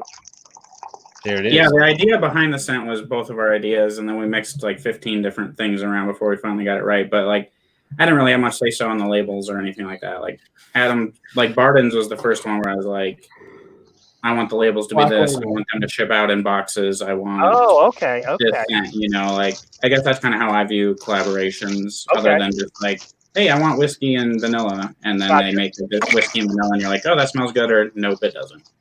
Fair enough. That's how my collab was, so fair enough. I love the smell of this Faithfully beard. I know that you got other collabs, but this is just Yeah, me saying a-hole is pretty righteous. Like, I'm gonna have to do some major forgiveness tonight. Yeah. Well, I will say this, Tyson. I have none of your collabs at home right now. And that's a good thing because I would do all my beard care work in the morning at school. So I had the dozens that would go into my humidifier, and then I would have my wearables. And there were some wearables that were in the humidifier mix, but both of your collabs are there because I love them both so much. And the kids are a fan of Savior. They like that mix. Savior's probably the blend. We will talk about Savior before he changed it. He swears that you need to question your life choices. You know what? I question Tyson's life choices. Let's talk about this for a quick second. I come from the land of earthquakes, and to me, an earthquake is no big deal. I get out here to Pennsylvania, and we have had a few tornado scares. Nothing really close, but a tornado, a microburst touchdown at the legendary amusement park that's here that we go to every summer. Not while we were there, but then Tyson sends this video of freaking the heavens just pouring out death. And I'm like, who in the hell wants to live where that's going on? Yeah, the hail, right? Yeah, the hail. What the fucking... I guess it's normal over there. Firstly, you're going to get injured if you're out in it. Secondly, it could damage your house. Thirdly, it's damn well going to damage your car. That's why we have garages. We put our cars in them. I got a revolutionary. Unless you're my neighbor across the street who has like a 3-car garage and they open the door and like crap falls out because they're hoarders. Oh, they can't even park their cars in it. It's ridiculous. Yeah. The garages are for cars. And I have a garage. I got a 1-car garage, and the car goes in there. A lot of things don't go in there. I don't think we've ever had a car in a garage ever. Yeah. I think we looked at garages as just extra storage space. That was about it. It wasn't for the car. I mean, we're about to own a 3rd car, but the main family car goes in the garage. It's my wife's daily driver. That's where the kids' car seats are and all that stuff. That goes in the garage. But like all the rest of our cars, we keep outside. But I made sure because like when I bought the house, I made a big point of like, look, you can get the kids, you can go grocery shopping, you can come home. You can lock yourself up. You don't have to worry about like, someone jumping you or whatever. It's just the way I think because I always think about like the negatives. So I'm like, he thinks about what he would do. No, hold on. Hold on a second. I'm not done with Tyson yet. Okay. Because when I was reading the comments on his post, I saw at least one person, if not more, say, "Yeah, typical, Dakota stuff." Tyson, I know what you do in California if an earthquake hits, whether you're indoors or outdoors. I know there's certain reactions. And when the tornado horn sounds in your little town, your ass goes in the basement, you turn on the radio, right? What do you do in the Dakotas when the hail comes out of nowhere? What is the trained behavior for you all? Well, it depends on what you're doing. If you're driving, you find the nearest car wash or gas station and try to get your car underneath some protection. That's what everybody does. The car washes get like flooded when it starts hailing because everybody tries to drive in. Then you get like a-holes. This is the word of the night. You get a-holes like trying to like jam 5 cars in there so you can't even open your door and get out because they'll park so close to you. Oh my God. To get their car in. I just let it sit out and just like, what's the worst that's going to happen? I get a bunch of hail damage and I have to pay my $1,000 deductible and insurance. Like, cool, whatever, new car. Yeah. Now that was my next question, Tyson, because acts of God clauses in insurance obviously have to, I would hope, change a little bit based on where you are in the nation. So do you have to pay any more from hail damage than you would? Or I guess what I'm saying is, does the insurance cut you guys a break at all because you know that hail is coming or no? Nope. It's just your normal insurance claim. If you have hail coverage, like in these areas, you have your car insurance can have a hail disclosure. So you kind of want to make sure that you have hail coverage. Okay. If you're at home, you grab your phone and you record it because there ain't nothing you can do. Like you can't hide from it. I mean, it ain't gonna tear your house down. I mean, it might, but like my dilemma is all my plants in the backyard, like the pots are plastic, so they all got broken. And then I have like a plastic shed, like just a little shed that holds like my pellets for my grill and just like some outdoor work. And it broke that to pieces. So I'm like, wow, man, it's like probably $700 to replace everything. so it's like, do I claim homeowner's insurance claim to get all this replaced, or do I just go out and buy it? Because it's right on the borderline of my deductible. Wow. And so it's just like, well, you just go replace it because you don't want that. You know, used to buy new shit. That's nice. We just went from wrestling to the Weather Channel because I'm all into this for another second. Sorry, guys. I got to ask a couple. No, it's fine. It's whatever. I mean, I'll say hey to M Dingo real quick. 10-15. Two more things. Number one, have you ever been caught outside in a hailstorm, either as a kid or as an adult, where you had to spend some time getting pelted before you got cover? That's number one. Number two is, I forgot number two. Deal with number one, and then I'll see if I can remember number two. Yeah, multiple times actually. So this is going to get real deep real quick. We had a hailstorm 10 years ago, a rain and a hailstorm that was so bad. And we, that actually was like the catalyst to my dad committing suicide because his farm flooded because of that hailstorm. Like it broke out all the windows in his house. Shit. And then like the dam broke and it flooded his farm. And so that was like the catalyst that like set him apart. But I was like out four-wheeling at the time. So like my vehicle was getting pelted. The second time that I really got stuck in the hail was at my sister's wedding, like 3 years ago. We were in the middle of the wedding and Aubrey's up front as like the flower girl stand there. And it starts like raining and she's kind of like, Dad. And I'm just like, just stay there, just stay there. And then all of a sudden it just starts like pelting hail. I had a car that I had bought. It was 3 days old.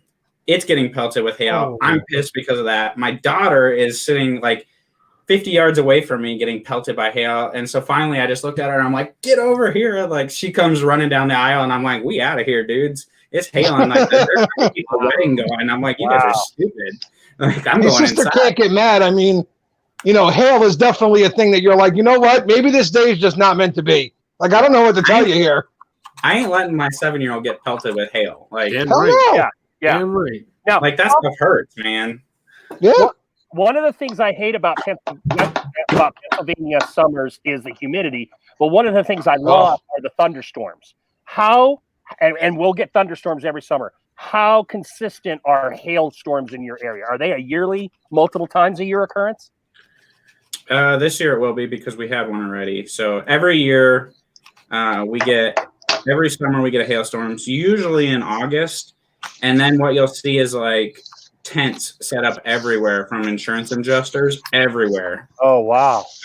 And they'll be fixing cars and doing like dentless repair. I mean, just last year, we had a neighborhood in town or a side of the town where everybody needed new roofs and siding.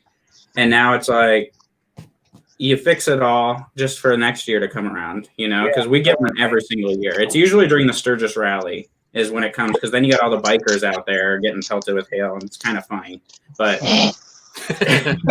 mainly because if you live here, you do not like the bikers because they take over everything for 3 weeks, and so you just can't stand them. But you do like going up to the rally and checking out the scenery. Okay, last hail question, Tyson. I'm sorry, I'm just fascinated by these kinds of things. When it hits you, and I know it varies on the storm, but can it break skin and make you bleed? I know you hear about hailstones this size, so obviously they could kill. But like on your standard hailstorm, what's the amount of pain you feel? Like, do you feel you got to get cover, or can you take your time? Is it just kind of like, ooh, ouch, stingy? What's it like? No, it's now. It's if you're outside, it's like I got to get cover now because it's. Yeah. I mean, the smallest hail is still hail, and it's falling from the heavens. Yeah, gravity speed. It hurts, no matter how big it is. Like you get pelted with it. And you're just like, what the heck was that? Like a bee stung you or something. You look and it's like a hail the size of a piece of sand. Yeah, when I would have made you tell me it hurts, right? It's worse than a paintball. It's bad. It's like it's like a paintball if it was frozen, Johnny. Yeah, like an airsoft. Throw a rock at you as hard as I can. If I take a rock at you and throw it at you as hard as I can, it's gonna fucking hurt. Yeah. Imagine throwing like someone. It's a rock. Sky. Like, yeah. Well, and then like Johnny, how many times have you thought about throwing rocks at people, Johnny? Oh, I used to play manhunt, and we used to throw rocks at each other every day. Tag each other. That's how you got out. If you got hit with a rock, you're out. That's how we used to play manhunt. learning more and more about the serial killer that is Johnny Grooms every day. You're going to spend I feel 7 so hours. bad for that That's chipmunk. how we used to play it. You didn't play it like that? No, we played it where you got found and you got tagged, and that was that. We got tagged with rocks. Like that's how We didn't pelt each other with rocks. We weren't serial killers. Johnny We was, weren't in the White trained. Hood. Johnny was in the White Hood. That's how we played it. Sorry. Johnny ate that Pop-Tart today. We went on Instagram Live, and dude, he had serial killer look on him like mad. Like I thought he was going to he looked. I was like, dude, this doesn't even look like you right now. I was so scared for a second there. Like, this dude's just gonna down this Pop-Tart in one bite, and I'm gonna look like a fool here. Did anyone else see the review where my brother talked about sniffing the Pop-Tart bag? Did anybody else see that? I smelled the Pop-Tart. I know what he's talking about. Yeah, I know what he's talking about. Johnny immediately comments, and he's like, "What the hell is Nick talking about?" So then I had to DM Johnny. I'm like, "Johnny, did you try it?" And he's like, "Yeah, I tried it. I still don't know what the hell he's talking about." Yeah. It's a smell. There's a smell there. There's a smell there. I get it now. Yeah. What I love with Johnny's recent stuff is he still has the serial killer avatar on Instagram, but now he's come up with this cutesy Johnny Grooms for his thumbnails. So it's like, hey, look, it's cutesy cartoon Johnny Grooms. And on the other That's hand, how John Wayne Gacy started. serial killer. What the hell, man? Next we're gonna have Johnny Wayne Groomsy. When he starts putting the clown shit on, Cam, I'm out. That's the end of therapy when he starts coming on. I hate clowns. So When my wife makes I me don't understand lose that. my mind, when my wife makes me finally lose my mind, y'all gonna know about it, okay? I don't understand it. I don't understand people who hate clowns. Why do you hate clowns? It's a clown. This little mark here wasn't the result of an accident. the one on your palm though is. Yeah, on the palm is actually, look at that. Why does it look worse on camera than it does in real life? That looks way worse on camera. That mark, that Without other 10 mark of Johnny Tan is that last time he wanted to have that sausage piece of pizza, and wife just pegged him with the knife and said, "No, sir, no, sir." No, No, she threw a rock at him. totally different fight. He was driving through South Dakota with his hand on top of his roof, out the window. Getting pelted by snow or sleet or whatever, hail. You'll get it. What is up with so we got a pizza face. What is up with the cookie face that I saw? I don't know, Tyson. I don't know I'm if it's curious. a joke, if I don't it's know. legit. Well, I've seen Cookie Face on like 4 different streams now, so he's been around for like a week or something. Okay, Think- all right. I almost think it's a First time girl I've seen trying to him. get with Mr. Pizza Face. I don't think he has any affiliation with Mr. Pizza Face. I think he's Mr. Pizza Face is going to put a thing up on his friggin' feed like, "I am not associated, nor do I represent any other faces in the community. There is only one Pizza Face." There's only one okay, pizza face. so- It's my face. And that's it. I need to run this by you guys because I feel like this is the perfect place to do this. Okay. Sure. That's scary. So, Go for it. so anybody that's watching or goes back and watches this, I am not drunk. I'm not either. I'm nothing. I'm Tyson, and I just thought like you come on this channel, anything goes. So I'm letting anything go. Yes. man. Here's an idea for your channel or anybody's channel that wants to do this. And this is very, very selfish of me. I'm going to preface this conversation with this. It is extremely selfish. So why don't we do a dating thing where like you put me on here and like we get girls that people know and we bring them on there, but we hide their camera and I ask them questions. And then I pick one based on like a dating game show on live stream on YouTube, never been done before. And then I have to go on like a virtual FaceTime date with this girl and like see what happens. Like I'm single now. Let's do this. Oh, I was. All right, so how do we all right. Let's just real quick. Yeah. This is Like interesting. Johnny's I'm brain's single. ticking here. This He's is like, this could interesting. bring ratings. Where are we getting the girls from? People know. Dude, we have a whole freaking beard community that has sisters and like friends and stuff. Like there's a whole beard community of Yeah, Man, but Tyson, that- I like you, dude. I'm not introducing you to my sister. I like you too much. I would well, if never. she looks anything like you, I don't want to date her anyway. Let me Whoa. tell you something right now. I would never wish my sister on anybody. Okay, so bad idea. Excuse me. If you're watching, I mean, I'm sorry. Excuse me. See, I told you it might be a bad idea. I just thought this is like a YouTube ratings galore type thing. Like, I think there's gas in that tank, Tyson. You're right. Has this ever been done on YouTube before? Almost like The Bachelor, but on YouTube. Legitimately, who knows? As many videos as have been posted here, I'm sure there's some variants of it, but in the beard community, almost assuredly no, for sure.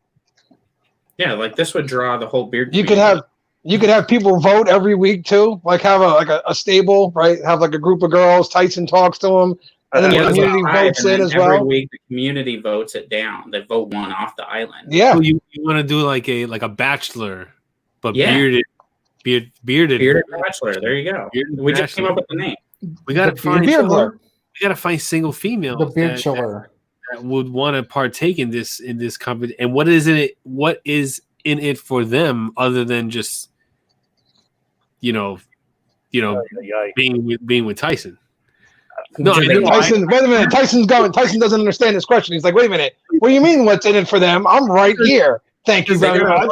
Don't they get like $100,000? Don't they get something? Don't they get like $1 million or some shit? I don't know. I don't watch the show, so I don't know. No, we can give them free beard oil. Good TV. Trying to respect the guy.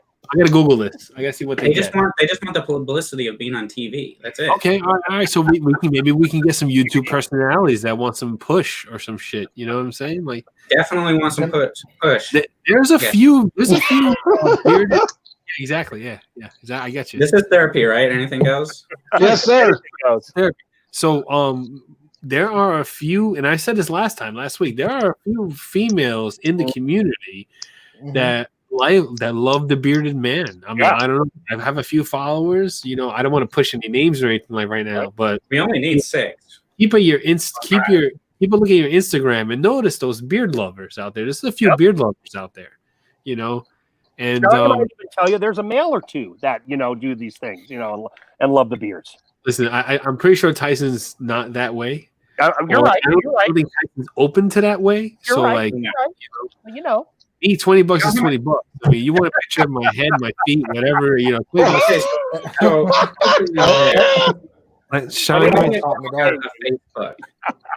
Do y'all have Facebook? Johnny sends videos shaving his head to other guys. You know what? Hey, you want to pay me $20 to shave my head? I'll shave my head all you want. I'll use it and everything. Next week on Beard Therapy, Johnny Grooms and Joe Exotic. Hey, Eric Kennedy just said it's post 9:30, man. Anything goes. Yes. Let me read this. Oh, I think I deleted it because it was so weird. I get random messages on Facebook, like a friend requests me, and I just hit accept because I don't really care. Yeah. Because I don't really use Facebook. So I'm just like, hey, if they're bearded, I accept the request because it's like I'll post my stuff there and maybe I'll get some bigger reach or whatever. It's ridiculously toxic. It's disgusting. So I get this message the other day from this guy and he's like, hey, how's it going? And I'm like, good. How are you doing? And he's like, good. And he's like, are you working? I'm like, yeah. Are you? And he's like, you don't want to know. I was like, what are you talking about? And he's like, do you want to know? And I'm like, well, since you said that, I kind of don't. And he's like, are you sure you want to know? And I was like, no, I said no. And like instantly I was like, is this guy like hitting on me or something? Like, is he like doing something weird to me? So I just blocked him. He's casing you out to see if you go that way. Yeah, I think that's what he was doing. That's like the 3rd time that's happened. I started catching on. I was like, it happens to me a lot. It wasn't me. I don't know why it happens to me a lot, but it happens to me a lot. I must just be an ugly piece of shit because it never happens over here. Every time. Well, it didn't happen to me until like I just must be hideous. I don't no males, no females, no nothing. I'm just not worth anyone's time. But it's like I respect everybody in their life choices and their decisions. So if they are the way they are, that's the way they are. So like I never treat anybody less than. So if a guy comes at me like that, I'll carry a conversation and I'll talk. But like once it gets a little crazy, and I'll be like, yo, I appreciate your feelings and everything like that. And thank you, I'm flattered, but I just am not in that way. I'm married, I have children and all that stuff. So like you let them down. You let them down easy. I'm with you there, Johnny. So yeah. I'll let women down easy, but not men. Like no, block. See ya. Yeah, but see, Tyson, you're young. At my age, I'll take anything. Anything is my way. Hey, look at that. I mean, I've heard you talking about the back hole before, so I'm just like, you know what? Like everybody's got one. I mean, maybe I'll just start passing them along to you. The thing is, I'm under 1,000 subscribers, so I need anybody I can get. You know, Johnny's paying people like they start talking to him. They're like, he's like, oh yeah, I got a YouTube channel. I'll do some stuff. I have a YouTube channel. Just give me a follow, and I'll give you a toe pick. I don't know if I care. You can watch me cut my head on camera. Yeah, exactly. Yeah. Yo, I get a lot. Guys love to watch me shave my head. It's weird, you know. Johnny, you got to try shaving your balls once. Whatever that's called. I would never. No, I'll get fucking banned. I can't shave my balls on YouTube. Don't show the whole shaft. Just show the one part. Nobody will really know. I can't show testicles on YouTube. Come on, Tyson. You know the rules. Johnny, draw a little face We on have it. to turn you. I know what it is. What? Like, take a Sharpie and draw a little face on it so people looking at it are like, what the fuck is this? No, I worked hard and long to get the amount of subscribers I have. You know, bus. Like this could be crossing the line. You drive a school bus. Like yeah, you I can get in trouble. You're gonna lose your job if you do something like that. Even though I don't drive a school bus, it's okay. Just make it not for children. Make sure it's not for children. You're good then. He is a schedule and route coordinator, but he's not a school bus driver. Not a school bus driver. Important to know the distinction. I've learned this through many months. Through many times of Johnny correcting him and saying, I am not a school bus driver. Although the job of school bus driver is a shit ton easier. Make Johnny Grooms angry. I work every day. I've been working every day since the shutdown. I haven't not worked a day because I'm a coordinator. I'm setting up next school year. So if we start in September, we're ready to go because I've been setting up the school year. What I find ironic about that, Joe, is Johnny has shot videos in the nerve center, if you will, of the bus place, but the only ones we remember are when he's on a fucking bus. So even though he's not a school bus driver, all his memorable videos are on a fucking bus, okay? Yeah, because like those are the times like, oh, I can film here and just take this, do this real quick. And it's also because it's an insight to how dirty those little fuckers are on Johnny's school bus. Damn right, those little bastards. You know what's because you know what it is? I can't even. You know what it is? Because it's in a town where everybody's got money, and they're like, "Oh, it's your job to clean it," kind of deal. Like they have that chip on their shoulder. They have that chip. Yeah, where Bob, I hear that too. Johnny, are you sanding again? Huh? Are you sanding something? Yeah, I'm sanding my broken comb. I wasn't the only person who heard it. No, I just tuned it out because the last time you did it. Yes, I'm sanding again. All right, I broke this comb. I don't want a jagged edge when I go to use it. So, well, why do you break it if you still plan on using it? Huh? Because I don't want to waste a comb. I mean, I still got a good amount of teeth here. It's like the old lady John. He's got a few teeth. I got a few teeth here. Not nearly as good. You must have found a good beard conditioner lately because it doesn't sound like the groom's rake anymore. You know what? Well, I gotta go for the night, guys. Get that shit down. All right, Cam. Good night. Good seeing you, Cam. There'll be another down in the future. Yeah. Good, Cam. Okay, we'll have you come back for that comic book one because I know you know. That's another touch subject. I love to join the comic book one. Yeah. That might even be more me than wrestling because I've been into comics since I was little.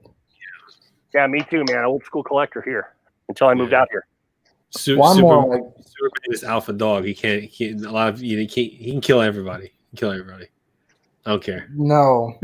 Yes. No. Yes. That's an argument that'll take me an hour. No, it's not an argument. It's a reality. You know, when people say like, "Oh, Superman can't kill Wolverine," he totally can't kill Wolverine. Easy. He takes them all out. Okay, even Batgirl in a real straight up fight, Superman doesn't have to go anywhere near him, and he can kill him. Wolverine can come back from a freaking hair, one hair. And Superman can make sure there isn't a hair left for him to come back from. Solar flare. So if Wolverine leaves a hair on the toilet. Guys, I hate to interrupt here, but I've got a little blood running south into my Johnson right now because Redbeard Ryan gave me some of the best beard news I've had in months. And that is one of my favorite companies who I thought had been done with this whole thing was just on a hiatus, and they're now on their way back. And that is Greedy Beards. And I am so excited. So I just wanted to say that. If you had never tried Greedy Beards. Oh, fuck me, dude. They are a top 3 company for me as far as scent performance, man. Oh, God, are they good. All right. I had just started talking to them, and then like they fell off the face of the map. Right. And I know. Like, right when I just started like talking to them. Well, hopefully they'll get back going, and I can see you doing a review of their stuff and see what you think. Yeah, that would be cool. Right. It would be very cool. All right, guys. Like I was even working on like a new logo with them, like helping them try to design, and then all of a sudden they just went.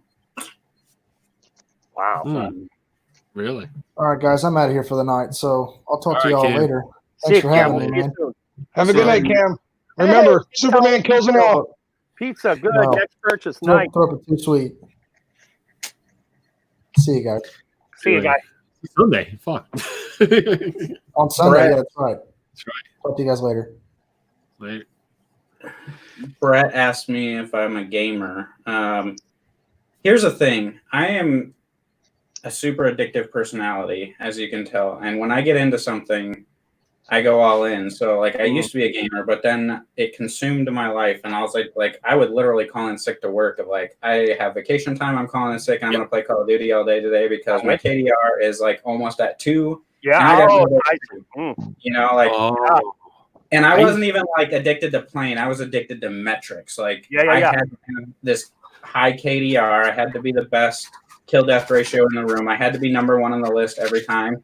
And it became an addiction. And then I got into clan battling, and that became an addiction because my clan was pretty good. So you're trying to go around and recruit people and do clan battles. And I had to like, if I decided if I ever wanted to sleep with a girl, I had to put my Xbox controller down. So I was like, all right, I'm going to put my Xbox controller down. And then voila, magically, like I fell in love and got married.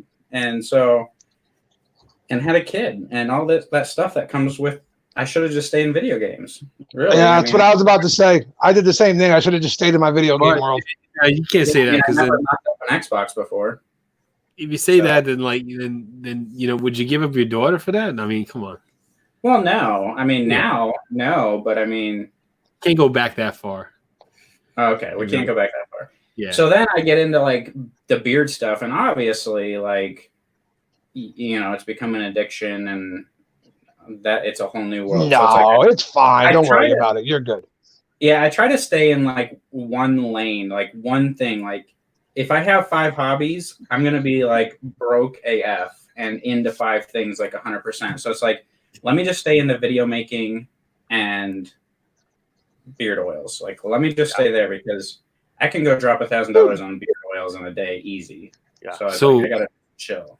What you're having this conversation was the same exact conversation I had with my actual therapist, because I have the same addictive personality where I need something to latch onto and like give my full like soul. Like I need to like, you know, put myself into it, you know. For real.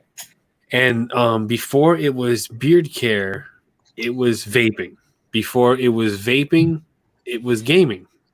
So I poured all, and before gaming, it was drinking. So like I've gone through like very destructive paths to not so destructive paths, but always ultimately led to like bleeding the bank account and the credit limit dry because like I would just all in buy. So my therapist was like, all right, you're doing this now. You're starting the channel. You're starting your YouTube channel. You're starting this, and this, and this. You know, I want you to stay with that and don't flip over to something new, and stay with it as long as possible before you can be, you know, before you realize that it's becoming a problem. So like, Yeah. and me doing videos and coming on here and doing lives and sticking with the same routine and staying with the same thing is my therapy. Like it really is my real life therapy. So like, if you like, I'll jump around from idea to idea every now and then, and that's why I started doing the gaming thing. But then I always come back to the beard thing because my therapist is like, stay on track. This is what you have to do, and you know, to keep on track and stay sane. So like, and with it being mental health awareness month, like the whole main reason, the very like when it comes down to the core reason of why I have a channel was because I decided to do it one day, and my therapist was like, stay with your one decision and don't jump to the next thing as much as you've jumped to next things in the past. And it has cost you money, it has cost you relationships, it's cost you so much, you know. So like this is where I am, and like I've been here for a year now, and like it's been working out really well for me. What's DN2? Sorry, what's that? DN2. I don't know what DN. Oh, D's nuts too, I think. D's nuts, yeah. Was it Brett Berlin? If it's Brett Berlin, it's Brett. When it's Brett, DN2 means D's nuts. So, part 2, the return of the nuts. So I got in like, I was like Call of Duty and Battlefield, and I'd go back and forth when they would release. But then like Call of Duty started using like stupid jetpacks and stuff, and I was just like, I'm out. And so that actually kind of pushed me out of gaming itself a little bit. And then like my addiction became nothing. I was so lost. Like I needed something to latch onto. I was so lost. Like I literally would sit in the recliner flipping through the TV at night, waiting to go to bed. Like, is it 9 so I can go to bed? Yeah. Is it 9? And you feel weird. You feel lost. You feel like out of place. Stupid. You're just like, I don't even know what to do. You try to play a video game and you're like, I'm not a jetpacker. This is dumb. Yeah. And then, you know, I started getting into beard care a little bit. And then I was like, well, this is kind of interesting. You go down that whole rabbit trail of YouTube and all that. And then it's like, well, now I need more money. So naturally you sell the video games because they don't matter anymore. What matters now is beard care and how you can get money to buy beard care. So you sell the Xbox of like, oh, I got an Xbox One Scorpio edition. Let me sell it because I could probably get $200 for that and buy some beard products. I didn't sell any. I still have all my stuff. I still have all my vaping stuff. I still have all my gaming stuff. So if anybody who vapes and needs anything, I have atomizers, I have coils, I have cotton, I have juice, I have like all this shit that I have boxes of it back in there because I was starting a channel for vaping, and then that was a huge fight. Send me a PayPal invoice. I got this. My wife was very angry about me vaping and all that stuff. Even though I wasn't vaping nicotine, I was vaping CBD because that's one of the best ways to get it into your system. It's like that very fast and it gets in there. Yep. So she was very angry about that and came down and looked at me and was like, this is where we're at? And then I was like, huh? And then like whenever there come points in time in my life where she has gone me down, she has caught me at a crossroad of where it becomes an obsession to a hobby. So once it becomes the obsession, she kind of jumps in and cuts me off. The first time when I was drinking too much, she poured all the booze down the drain. I mean, like thousands of dollars worth. I mean, thousands. Bottles I haven't even opened up. Bottles of scotches that cost me hundreds of dollars.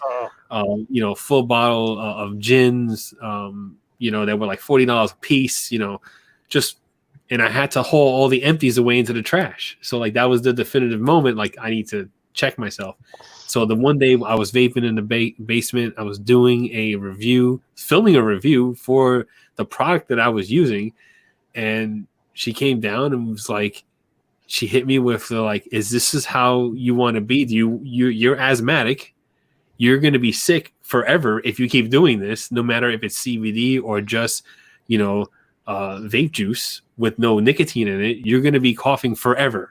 She's like, you're going to be, because she's a nurse, so she knows. She's like, this is going to fuck you up forever. Do you want to keep doing this? And I was like, and she was really upset. So seeing her upset, like crushed me and was like, all right, I need to stop. And then that day I cut the channel. It happened within the flip. Like it was like within the hour, I eradicated everything vaping and I got rid of it. And then I moved over to beard care, and this is where I am. Now, Johnny and Tyson, by the way, I love that you just were kind of raw and just said, hey, I have an addictive personality. Pardon me for getting a little geeky here, but the English teacher and the language lover in me makes me want to think about this. So real quick, like, what do boys play with that are anatomically similar to boys when they're little? They have them beat each other up and, they buy them at the store. Gloves? Not gloves. They're little humanoid things. Action figures. Right. Action figures, yeah. Right. Action figures. But with girls, they're dolls. We can't call them dolls when we're boys. Right. Yes. We got to call them action figures, right? Yes. So when we get to this hobby, there you go. There's some nice Japanese robot. It made me think when I was listening to Johnny and Tyson talk, is hobby just a positively spun euphemism for addiction? Because when we look at what our hobbies are, when you lay them side by side with addiction, taking away like drug and alcohol addictions, right? Taking those out of the picture, like beard stuff, like Tyson said, he'll drop $1,000, what have you. Like Johnny was talking about moving from this to this to this. Before I had beard stuff, I had something else, right? And I was a huge comic and baseball card collector. So are these addictions? Are these hobbies? Are they somewhere in between? Because I'm listening to all of us, and it's like we don't want to, like guys don't gossip, right? Because that's a feminine word. We bullshit. Don't get caught, and you can't call yourself a gossiper. That's female. But you're a bullshitter. It means the same thing, right? And is this sort of this linguistic similarity where we're calling them hobbies because we don't want to call them addictions? I mean, Well, you could definitely. where I'm going to go with it. I think they're the same thing. I think most guys, and this is not to offend anybody, but I think most guys are too big of pussies to say addiction. They don't want to say it, you know? And it's like golfers saying golfing's my hobby. You know, it's like you spend more money on that than you do beard oil. Addiction. Yeah, Adam said like an addiction is something that can be harmful. It's true, but anything like buying beard products, the only thing that really can be harmful is I can get addicted to wanting to have that, and it can be harmful to my bank account, my family, financial. But that's the same thing with anything. Like addiction not only takes your money, it can change your mindset. It can take your time. So when you think about just beard products in general, how much time do I put into beard products and content creation? More than my full-time job, I can tell you that much. Money, of course, it takes money because you need cameras, you need beard products in general. And then what was the other one I said? It can change your mindset, and it definitely can, because I don't like missing a live stream. Like I will tell people no when there's a live stream on. Like, no, I don't want to hang out. There's a bearded live stream on. So it does change my mindset around too, because my priority in life, other than my family and God, is the beard community. So it's like wherever, like tonight, Mr. Pompadour is like, hey, do you want to go live? I was like, I got a podcast and some other live streams I want to watch. He's like, well, how about 6:15? I was like, well, it's right during dinner time, but I mean, I can skip dinner, no problem. So it's like, I think a lot of, things are addictions, and we're just afraid to say hobbies, like I don't think anybody that's making content about beard products that it's really a hobby. I think it's more of an addiction. Yeah. Bowling, maybe is a hobby, but if you start getting into league and things like that, it turns into an addiction. You're buying bowling balls and shoes and bags, and you don't see a bowler on league out there with one ball. They got multiple balls and multiple pairs of shoes. Right. Same like golfers, they don't have one set of clubs. They got 2-3 different sets of clubs. They're buying balls that, this new ball came out, and whatever you get into that you start as maybe a hobby can very quickly turn into an addiction. And I think it's a fine line of what is hobby or addiction. Joe's been wanting to say something, but I want to comment back on that. Go ahead, Joe. No, I would say, addiction is probably definitely the right word. I mean, even if you look at your own beard oil collection. Yeah. You've got how many bottles of beard oil, how many butters, how many bombs. We definitely don't need that many, but it's become a thing where we have to go get them. And just for example here, you all know my situation. I can't make the purchases I once did. It's an addiction for real, because it affects my mood and everything now. Like I look at websites and I'm like, man, I've got like $20 in the bank, but you know what? It might be worth it to buy this beard oil right now. It's a real thing. It's an addiction, and we have to check ourselves every now and then, because Tyson's right. If not, you're going to wind up emptying out everything you have just because, Artius Man dropped his new butter and you wanted to go grab it. You had to have it. I almost did it. Yeah. Had to check myself, though. And I checked to make sure I had 2. And then I bought it. See, I wish, dude. I almost did it. Like, Tyson, I feel like Tyson is me if I had the means to be Tyson. Right. Like, if that makes sense. Right. If I had the means to do the things Tyson did, I'd probably be even worse than him. Like there'd be nothing else in my life. Well, the whole room would be beard products. Okay, I gotta say a couple things. First thing is when I first started seeing Tyson do this, and when then he started building the original mock of what has become many different sets. But like his first couple months in, when he was buying like everything, I'm like, did this motherfucker take a second mortgage? Did he come into some inheritance? Where is he getting money? Yeah, he is buying a shit ton of product, and that wasn't a slander against the guy. I was just wondering because Tyson wouldn't just buy 5-6 oils; he'd buy the freaking hats, he'd buy the t-shirts, and I was like, where is it going on, right? And here's the other thing: with what you guys are saying that I thought of. Depending on what the addiction is, okay? I think this applies to most addictions, but definitely in this one. When you get deep enough in that you consider yourself part of the community, what you're purchasing besides beard goo is community. You're purchasing, it's almost like you're re-upping a monthly bill. You're purchasing your place in that community if you're a reviewer, because you're constantly churning out content.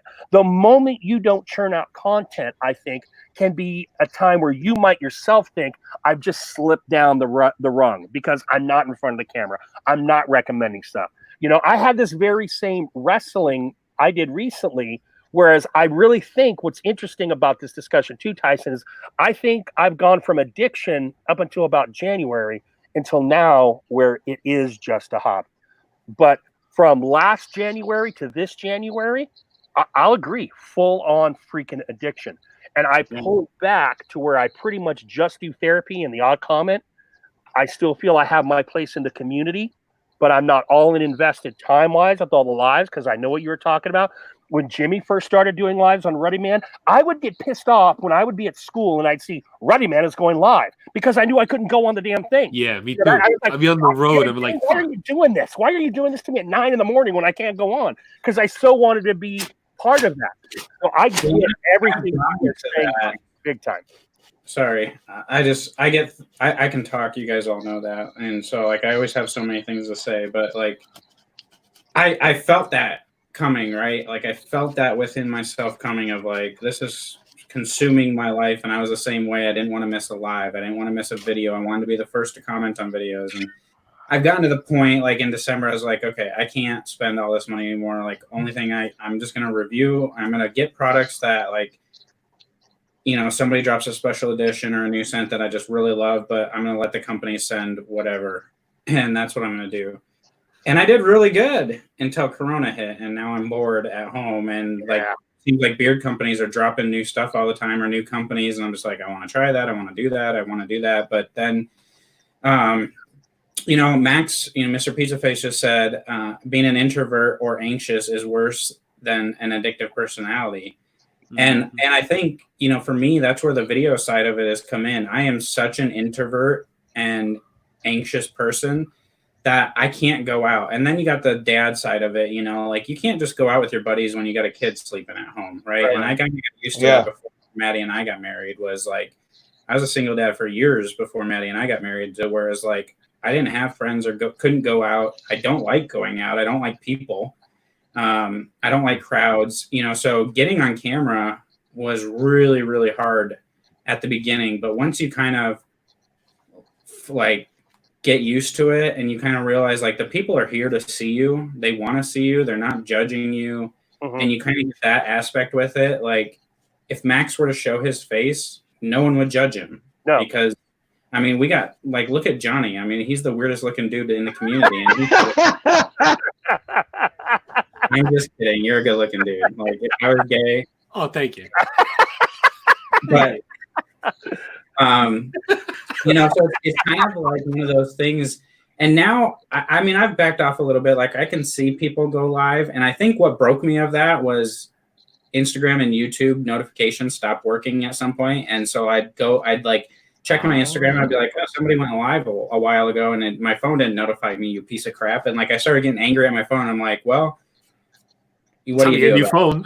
There's so many people making videos now Yeah. And that's not a bad thing. Like it's not a bad thing. It's just there's so many videos it's hard to even keep up with when working from home, and I can watch them the second they come out. Yeah. I still can't keep up with them, and the companies are starting to get in the community. Like everybody with COVID right now is getting more into live streaming and stuff like that. So it's like I'm interested to see how that goes. Again, you're careful with who you get close with. Like you guys, I know have been around the community for a long time and are going to most likely stay in the community. But I mean, I'll throw a name out there, and I'm not throwing jabs or anything, but like Bearded Beta just kind of came out of nowhere in the last month or so, something like that. And he's very opinionated, and it's like, is he going to stick around? We don't know, because how many people have we seen come and go in a month or two? Tyson, who is this guy? I missed him because I haven't been very active. Exactly. Bearded Beta. Okay. Yeah, and then there's like the Flying Beardsman I just found out about, and he puts out good content. There's Bluegrass Bearded, and he puts out good content. But I mean, we've seen so many people come in. I want to support everybody that comes in and push them, because content creation is amazing. Anytime we're making content, it isn't even about the beards at that point for me. It's about getting on camera, somebody doing the same thing that I'm doing. If I were to meet you in person, ask Jimmy. I'll be the most awkward person in the world, and we've talked a bunch of times already. I'll be awkward because it's in person, and I'm just like, it's different. You're right. Exactly. It's different. You can get on and video chat with somebody, and it's, like, I'm the type of person that Lux video chats me. The first time, like, if I ever ran across him in public, I would have probably crapped my pants and been like, it's this big famous business owner guy, Right. Yeah. Because the mystery of a big dude like that, that in our eyes, he's a bigger than life personality. When you talk to him, he's like, it's just a normal dude, but the first time, like, if you were to video chat me right now, I'd probably be all awkward and everything, but I text him all the time, but it's still like that video aspect of it. But it's helped me break out of and the weird part is I'm in sales. I've been in sales for 10 years. Like, I face people every single day of my life, but they're random people, and I'm trying to sell them stuff. So it's different, like they came to see me, and that's why live streaming is so easy. Like, they're in here to see us or to be in our live stream. If they don't like us, they're going to leave. Right. We don't need to impress anybody. They're here to see us. It's the same aspect in the sales industry, is like the person walking through that door to come see you and buy something. So you're in control of the situation, I guess. Maybe it's a control freak aspect of me. I like to be in control of things. I don't know, but I don't like people. I'm a very shy and introverted person. Emo will be the first guy to tell you, like, him and I made an agreement once, like, we're going to keep in touch every week. And he called me for like 4 weeks in a row, and we haven't talked since, because I didn't answer his phone one day and I didn't call him back. Like, I am so bad at keeping in contact with people, because like life just happens, and I'm an introvert. Like, if you call me and I don't answer, I'm probably not going to call you back, because all the anxiety that goes through my head and stuff is like, what if they don't answer? What if I catch them at a bad time? Or, like, what do they say when it's like, hey, hello, and it's like, hey, this is Tyson, and they're like, oh, hi, and then you're in this awkward moment of like, well, you called me, I'm calling you back. Like, it's so much easier to be the person that gets the phone call, hey, how's it going, like. And it's interesting, Tyson, because I've experienced that with you just in DM last summer. I remember, because we were driving to Chattanooga last summer. It was just a little before then that you had the idea for the Beardies. And I was so excited, and I was DMing you, and I was like, dude, anything I can do to help, I would love to do this. And we exchanged, like, I don't know, maybe 2, 3, 4, 5 DMs, and then the conversation just died. And you didn't pick it up, and I didn't pick it up. We're both big boys. I knew you had some kind of plan. And a couple times down the road, I hit it up. I did the Dusty Rhodes thing and everything, because I wanted to be supportive of it. But I get that. I totally get that. I look at it this way, Tyson, which is kind of interesting. This is just the way my mind works. Maybe it's because I'm a teacher. I look at it like classes, all right? And like the classes or reviewers that came before us, we will always be in touch with them. They were kind of the people that maybe helped get us there. And the people that came after us, maybe we have more disconnect with, or at least for me. So, for example, Scott and Dansby, right? And Scuba. And if you want to talk people that came in around the same time, it's you, me, Mo, Acker, Johnny, and I think that's pretty close to it. So you guys are kind of my clique. I always try to watch your stuff.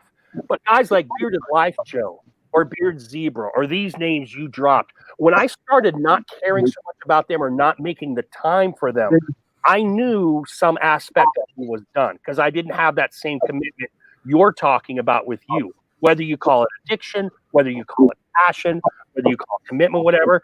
As I got to know some of these guys, like as I got to know Joe, I became more interested in his content. I didn't even know Johnny that well till Actor turned me on to him, and he turned me on to him and Beard Swag on the same night. I didn't know either of those guys. And my vision, they came after me, so I wasn't as dialed in.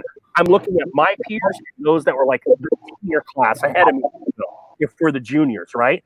And then as I got to know some of all these new dudes, I don't know any of these guys from Act, more or less, except for the guys who have come to me for advice, like Bearded Practitioner, or some of those dudes who have come and wanted to pick my brain for things. So I don't know. I guess for me at least, and I don't know about anybody else. Johnny's doing his different thing now. Acker got out of it. You know, other people. Mo is still going strong. You're still going strong. I felt that it was okay. We had plenty of reviewers out there. I could give up my piece of that pie, still enjoy what I had in the community. But it took me a year to get there. It took me a year of going, I'm going to buy it and I'm going to review and and then I was like, okay, I'm good to walk now. I'm good to walk away. But it's hard. And that's why I think I was in an addiction phase for a year.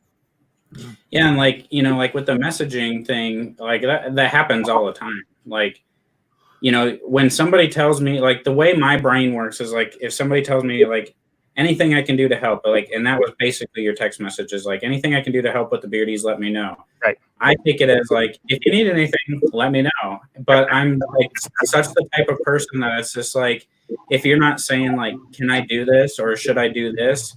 Like, I'm just going to handle it, you know? And that, like, again, I think that just goes back to being managerial in business and single dad forever is like, that's my mindset, is just like, I'm on my own. And then that was also right at the same time as the community crash went down for Faithfully Bearded or myself and all that stuff. So a lot of people were mad at me. And so it was kind of like, I felt like I was on my own anyway, and, you know, realistically in the community. So I was just like, I'm doing my thing. If I want this to be a success, like, I didn't know who was on my side or who wasn't on my side. You know, like I had no idea. So I was just like, I'm going to do my thing. This is a great idea. I need to get it done. I don't even know what to tell people to do because it's the first time we're ever doing something. So it's like, what do we even do? But that instance aside, like that's basically how I am with anything. If like somebody texts me and says like, hey, I hope you're doing well today. Yep, hope you are too. And then like that's the end of it. Like I know like it's so bad, but like I'm awful at the best relationships I have with people are people that pursue a relationship with me. You know, like Swag, he'll text me every day and want to talk. Mo, half the reason I even have a decent relationship with Mo is because he'll pick up the phone and randomly just call me. Right. Like he'll just call me and then he'll call me out if I don't answer it. So it's like we've actually developed a relationship because he'll pick up the phone and call me. Right. But so it's pretty much that kind of way. You know, Adam, I talk to Adam almost every day because if he doesn't text me, I end up texting him just because. That's Bard and Adam, right? Yeah, because we've just, I mean, and that's one of those scenarios of like the companies that come in with you, right? Like somebody was talking about that earlier. Like Adam and I started at the same time. I was his first review, so we've grown together, and then we did the collab. It's like I'm invested, not financially, but you know, I'm invested in him as a person and his company, and I haven't made a penny off of him. Like I don't have an affiliate or anything like that with him at all. I have a discount code, but it's not an affiliate. So, you know, I'm just invested in his company because it feels good. It smells good. I like it, and him and I have developed a friendship. But with that being said, I'm not afraid to come out and put somebody higher on the ranker than him because I've done it twice now. But I like that too because, and we've kind of had this discussion before. We might have even had this discussion when Joe was on live the last time. But one of the interesting dynamics I really love is when you come into the game and you make those connections to whatever owners right? Everyone has their pet company or companies for whatever reason. Yes, I did a collab with Miners, but I'm wearing one guy who I loved very early on, Barbudo, and Adam Honyacher. That's why I asked you, Adam Barden. Adam Honyacher and I are very close. I know Joe has got some close working relationships. I know Johnny has some close. And so you have these, like, pet company may not be the best thing, but you come in together, you're kind of both achieving together, and you're both kind of rooting each other on. You know what I mean? And I like that. I really dig that about this dynamic of reviewing and selling beard goo. Yeah, and like honestly, like Adam's probably my closest beard company relationship, but other than that, like it took me a long time to find companies I really liked. Like, you know, I talk to every company when I review them. I call them and we chat on the phone because I want that relationship to get built. And I tell them straight up, like the best thing going forward is to have a relationship. You know, like I can help you, you can help me, but I thrive on relationships. And the proof is in the pudding with like Lux and Barden and Bearded Mac. Like Chris from Bearded Mac asks my opinion on things all the time. I was in a live stream earlier with Mr. Pompadour, and him and I have really hit it off lately. And he even said, like, I changed the website because of your advice. And I was like, that's almost better than putting out a review, is giving the company a business advice. Right. And they take it. And then, like, you know, Iowa Beard Company chimed in and was like, well, I changed my website because you said so too. It's like, that is so much more rewarding than doing a review and getting them 5 sales. Like, if I'm getting conversions because I tell you how to change your website, you'll never know if it was me or not. And I don't really care, but that's the side I want that comfortability of businesses to be able to reach out and be like, hey, what do you think about my website here? You know, like, do you think I should do this or this? Or people know I'm really big on presentations. So I get tons of questions about label design and packaging. Like, I get more of those questions than any questions that there is. And I kind of like it because it's like I'm bringing something different to the community than other people are bringing. You know, a lot of people want to know from a reviewer, like, Johnny, that looks really bad on camera right now. Like, it looks like you're jerking it hard. Like, I'm just saying, I look up at you and your head's like bouncing and you're kind of going like this. And I'm just like, sorry, I muted my mic because I was standing. Yeah. So that's like, you know, there's reviewers that just get product and they put out a video. There's reviewers that give feedback and want feedback, you know, as far as like feeling beard and scents.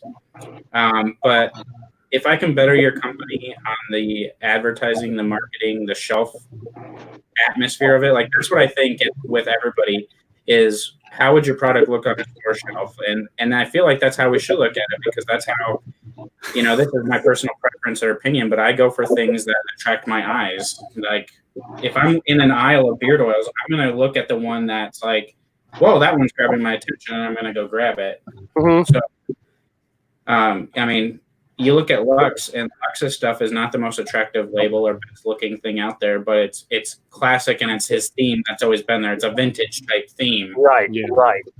But you look at something like Bearded Mac, you know, he's pretty new school. Barden is more of a classic look. Fable's got like the character theme. Right. Nicholas Beerworks just has like the wax. I mean, there's different strokes for different folks, I could say, but right. You know, that to me, that's more rewarding than a company telling me, you know, like Chris from Bearded Mac, like text me on Monday or something. He was like, we did the live stream launch for a new scent, and he's like, yeah, we had over 30 orders. I'm like, cool, thumbs up, bro. Like, that's awesome.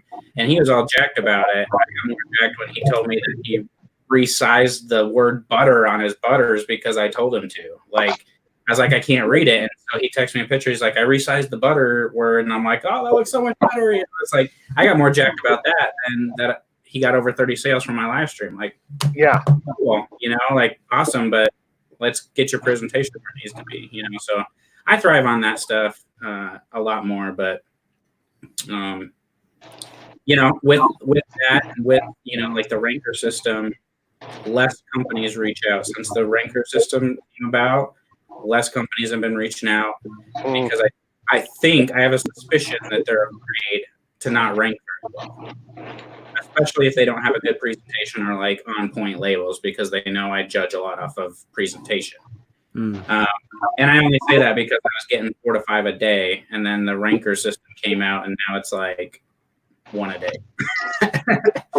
So, and it's free. I mean, I don't charge. So you would think that companies would still want the publicity unless they're afraid to be ranked against other companies. They're afraid that it's not going to be like, oh, this is great. This is fantastic. Like a lot of videos get put out are always positive. I feel like I need my manager here because I might be talking too much. I need my business manager here to be like, stop talking.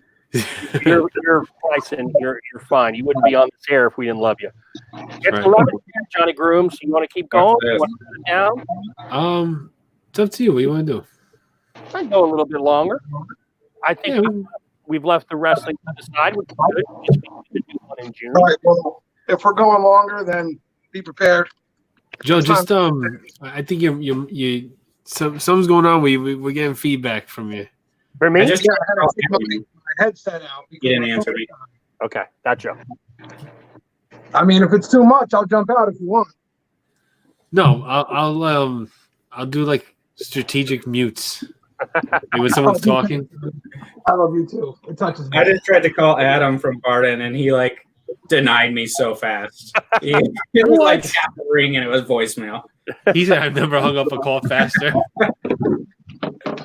This is about what I fell for. He's afraid he'll get hurt on screen. You fall again, I'm gonna go there and install a double handrail. Yeah, no kidding. It wasn't the first time I've ever fallen, and it won't be the last. Interesting commentary in the chat right now. Of course, we had you were talking about that guy that I didn't know about, Tyson. We had Dave on here late last Yeah, we got Dave out of bed. We got Dave out of bed at 1 morning, more like 11 your time, Tyson, because we started talking about a little thing, and Johnny said, "Look, we're going to talk about this. I want him here if he wants to be here, if he can make it." So he was able to make it, and so we went another extra hour and a half talking about changes he has made in his channel and his ideas and some of his opinions and stuff, because I too also see that has been something recently that has shifted from what was status quo, for lack of a better term, with Bearded Motivation into something completely different. And the comments on Dave's page, I'll tell you, and I told him this, I'll say, whether you agree or disagree with him, he's definitely offering something provocative. You see some population of the community is going to see that video announcement come up, and they're going to be like, okay, what is he saying today? What is this one going to be about? And I'm not saying that's a positive or negative thing. I'm just saying that is a thing. And he's getting a lot of commentary in his comments on YouTube. It's interesting just to go in there and read back and forth on all that stuff going on. So is this other guy you mentioned recently, Tyson, or that you mentioned tonight, that's more recent? Well, what is he doing? Are we talking about Bearded Beta, or are we talking about Beta 2? I don't know what he's doing yet. I just found his channel the other day. Well, a couple weeks ago. And I just don't know yet. I haven't figured him out, so I don't really have much to say. But I mean, I saw a video that was like why beard reviews are dumb, and I watched it. And then I saw one about why beard companies are fake or something because they're marketing, like a 30% off discount. So I don't necessarily know what to think. I know he's teaming up with Dave, so Bearded Motivation Dave. Yeah. Okay. And again, that goes back to, is all this going to change when Corona's done and everybody's back to work? Right. Yeah, exactly. Yeah. When people actually have to go back to work and they can't devote the time it takes to create content and edit and all that stuff, who's going to be left? Yeah, and I as far as Dave, I've talked to Dave more in the last month than I have in the last year. Yeah. You guys know why. But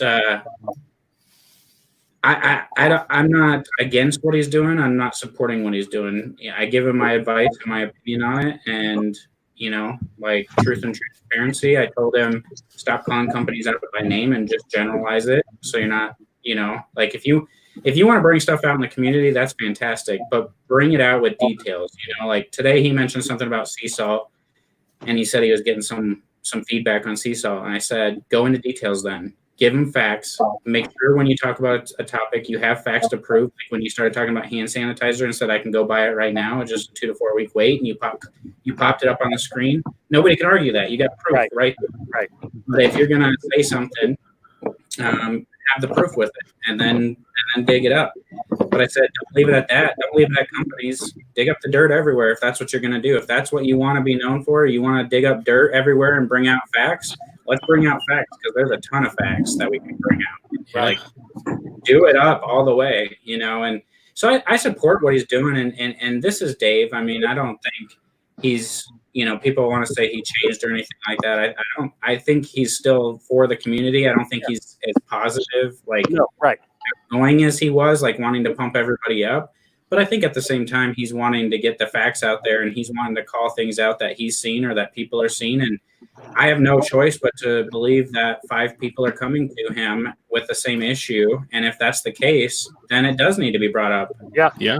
If people are bringing it up, bring it up. But I had the same discussion with him, Tyson, when he was on. Yeah, I watched that. Yeah. And I really like, because I told him, like, when he did the drop ship company, he had more like data that you can analyze and say, well, fuck, I can't refute that. And that's what I said. I was like, when you did the dropship video, nobody could say a thing about it, because you had it on Google Maps, you had it everywhere, you had everything planned and all the stuff done.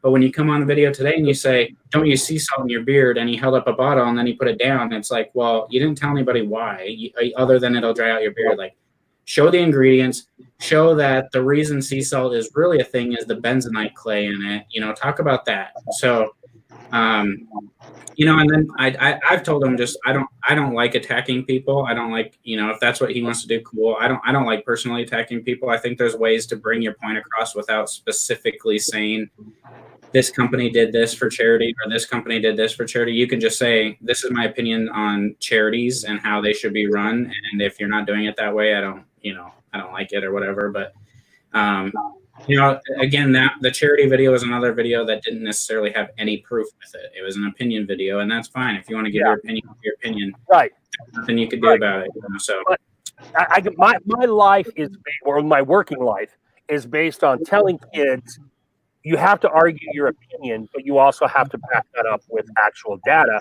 so that people will trust your rhetoric. If you're going to offer your opinion, that's fine, but that's not analytical. And I asked Dave, and I forget, because, you know, I was at least 1 or 2 sheets to the wind, if not all 3, when we were talking about that. But I asked him, because I said, to me, whether it's 20% or it's 100%, if I'm not earning in everything I could, that is charity. What was the issue with you for that thing? And we had a good discussion. Hey, he and I went round and round after that minor. I mean, there's no, I left it out there. I said it last week. I said, you know, I have an obvious bias towards minors. He and I went round and round for a little while, and he was like, it's cool. And I was like, it's cool. And like you, Tyson, I always support anyone wanting to voice their opinion. You can't take that away from someone. But if you're really trying to affect change for the consumer and for the good, I agree with you that you need to have some of that data behind you to really sink that in. You got to have proof. It'd be like if Dan or myself or Mo or Scott or Matt came out and said, don't use jojoba oil anymore, it sucks. And we just left it at that, we'd be getting a million questions, right? We would need data to back it up with studies. And that's one thing that I really love about, that I respect and love about Dan, is he does his research. You know that when he comes out and says something, whether we like it or not, that there's research and there's proof behind it. There's studies, there's evidence behind it, whether he shows us or he links it in the description. We know that generally speaking, it's been backed up or in its opinion. And he usually states it's either facts and here's the studies, or it's opinion. So, I mean, everybody's entitled to their opinion. And, you know, I kind of told Dave today, you know, I was like, I think you should do a video a week that is what you're wanting to do with this whole change that you've made. But I think you got away from what your passion is, and your passion is barbering. And I know that you're not barbering right now, but you can still make barber videos, and you could see the passion in your voice and your body language when you were showing clippers and you were showing how to do hair. It's like, if you want to do 2 videos a week, do a beard one and do a barber one.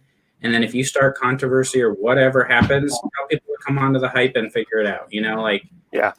Do something that way, but don't. You don't want to crack forth and have proof with things. And if you're gonna, as you guys all know, all 3 of you guys most likely, and probably half the people in the chat, like there's a lot of stuff that happens behind the scenes between companies, between reviewers, between the beard community. And it's like, if you really want to affect change in the community and the beard community in general, that's some of the stuff that's got to be squashed, because there's a lot of misperceptions of people. I'm somebody that is completely misunderstood, I promise you, in the community.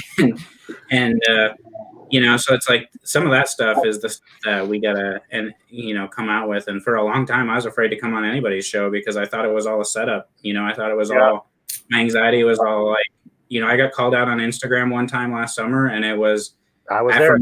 Everything was a setup to me. Like, I didn't want anything to do with any live stream or anything like that, because it's like, what am I getting trapped into? I was there. And I will say, a year later, I'm just getting comfortable with getting on other people's live streams that I'm not going to be harassed or called out for something, And so off of this, go ahead, if you add something, go ahead. I was going to say, off of this, there's some good comments that I want you guys to address more so than me. What was interesting about that is because, you and I have talked about this in private, and I've mentioned it many times in public, and I'll do it again since you're here, is I was one of those doubters of you up until that very live you're talking about, which I will agree was, it felt like a hatchet job to me at the time. But what it taught me in the way you handled yourself for an extended period of time, I'm like, because I'll tell you, Tyson, at one point I was like, why in the hell is he not getting off the air right now? And at some point you were like, but it wasn't an excuse, because you're like, guys, I got to end this. I've got another live I'm doing in 10 minutes, et cetera, et cetera. And you just had to shut it down. But you entertained all the things that were going on in that live up until you felt that it was time for you to get ready to do another commitment. That aplomb and that grace under fire, for lack of a better term, made me go, all right, dumbass, are you really reading the picture correctly right now? Or maybe do you need to go inside and start taking some internal stock of your preconceived notions? And that's when you and I started having a relationship, because I was able to admit to myself, okay, maybe I was wrong. Maybe this is screwed up. And so while I can understand why you're like, screw this, I don't want to go on. What's interesting is I know it also influenced other people's minds who may have had a different take of you until they saw that live. Yeah, and I think Adam from Barden is probably the only person in the world that knows that I felt like it was a setup going on. He was the only one that I talked to about it with before that live, because I was just like, I was not comfortable with it. But I don't want to talk about that. That was a year ago. We're past. Brought it up, dude, not me. I know. I don't even know what you guys are talking about. Like, this is before my time, because I have no idea what you guys are talking about. You just weren't in that loop yet. But yeah, I just want to yes. There's things about me, like there's so many perceptions of me because my name is Faithfully Bearded, right? Like, let me tell you, I'm not going to be the first nor the last Christian to say a swear word. I'm not going to be the first or last Christian to talk about sex. And I'm not going to be the first or last Christian to piss somebody off or do something that I probably shouldn't do biblically. Like, we're human beings. We all make mistakes. And personally, I think sex jokes are funnier than most people because I'm not supposed to. It's like this mental thing. Like, I'm a faithful guy, like this Christian guy, like, hey, I have a kid. We have sex. Come on. Like, Emo will drop nasty sex jokes, but he's like a Christian too. Yeah, like it just. We're whole wars fought on the faith of God and all that stuff. Like, I mean, but it's in the branding, Tyson. He's Emo, the bearded guy, and your whole gig is Faithfully Bearded. So it really isn't the pack. It's funny. You were just talking about packaging and giving advice to other companies. Yeah. It's really in your packaging. All right. When I hear Faithfully Bearded, I don't think like religiously faithfully bearded. Nope. I think like, oh, he's faithfully to his beard care. Yeah. I don't think like, oh, he's a religious nut. Except early in his career, and Tyson, I don't know if you still do this, if I'm being honest, but early in his career, you used to do testimonial. In your video title, you would say testimonial. Am I not mistaken, or am I wrong there? Nope, you're right. Yeah. I switched those to the podcast. We have a podcast that is all about that now. Yep. So while you look at that name, Johnny, you're like, oh, he's just a really cool bearded dude. If you go in and saw the promotion, you're like, what the hell? And you go in and listen, you would realize that early on, Tyson was very upfront and forward with his faith, and you got that faith angle based on his name. I'm gonna have to go back to his earlier reviews. Yeah. Because I did when I first noticed Faithfully Bearded, I thought it was just a faithfully bearded dude. Like, I'm into my beard. I'm really into my beard, and I fully I have all the faith in this growth. My first logo that I created myself had a cross in it too. So right away, from the beginning, logo, everything said it, and then my logo was redone into like a silhouette that I had a picture of with a better beard, and and then I took the devotionals from the YouTube channel, took them over to a podcast. So it was kind of like anybody that came in later, the only way you'd really realistically know is because I say God bless at the end, but unless you pay attention to the podcast and, the website and things like that. But I mean, realistically, whether it's built on faith or not, I mean, the faith side of it is realistically doing the right thing, right? And representing Christ in the right way. And that doesn't mean, we try not to swear, but swear words happen. We're men, they happen. Bathroom talk happens, especially when you didn't grow up in the church and you have a testimonial and you found Christ through rock bottom, rather than growing up in the church where that's kind of implanted into your brain. Like, I used to swear like a sailor, like it's hard to not let some of that slip out every once in a while. But anyway, enough about me. Question in the comments is they want to know who you think are up and coming reviewers, because nothing is necessarily standing out to people right now. So that was a question. So who do you guys see as up and coming reviewers right now? I haven't watched anybody new to weigh in on that. I have my people that I watch, and that's it. I haven't had the time to dive into somebody new, even though I probably should, but I haven't. And to me, it's sometimes new isn't necessarily better. From the get-go, one of my favorite reviewers, and still to this day, even though I don't watch him as religiously as I used to, is Matt at No BS Beards. To me, he is the barometer of a consistent good review in and out. And really, how many tricks can we pull out of this freaking bag of tricks? There's only so many things at this point guys can do. I mean, I really look at, like Tyson, I look at like who came after us, and I'm going, what did they do that was so different from us? Because what we had to do is do it differently than Scott, Dan, Scuba, and Matt, because we were like that next wave, right? Outside of some other guys that were in there, but had also quit. So what are these newer guys doing, whether it's guys that were from the summer of last year, the fall of last year, or the winter of now? Are they doing it so differently? What is it that's making me like look at them? And I don't know of anyone. I like Joe's stuff because I like Joe. So if I'm being honest, am I liking Joe's stuff, or am I liking Joe? Joe does his stuff with his daughter. I did stuff with my daughter. So there's some things that make me identify with Joe for sure. But beyond that, I mean, you have to decide whether or not you trust Joe as a reviewer to give you good advice, is I think what it comes down to. No one is standing out in my mind like fuck. The last guy who stood out to me, Tyson, was Jester. That's the last guy that stood out to me. I think it comes down to trust, realistically. Like with these new guys, anybody, like we have to take a step back, because naturally, if you were to ask me who are the up-and-comers, I'm going to say Swag because of the relationship I have with him. But does he really review? He's more of an unboxing guy, and I'm cool with that. He just wants to bring everybody in, chill, hang out, talk about beard products.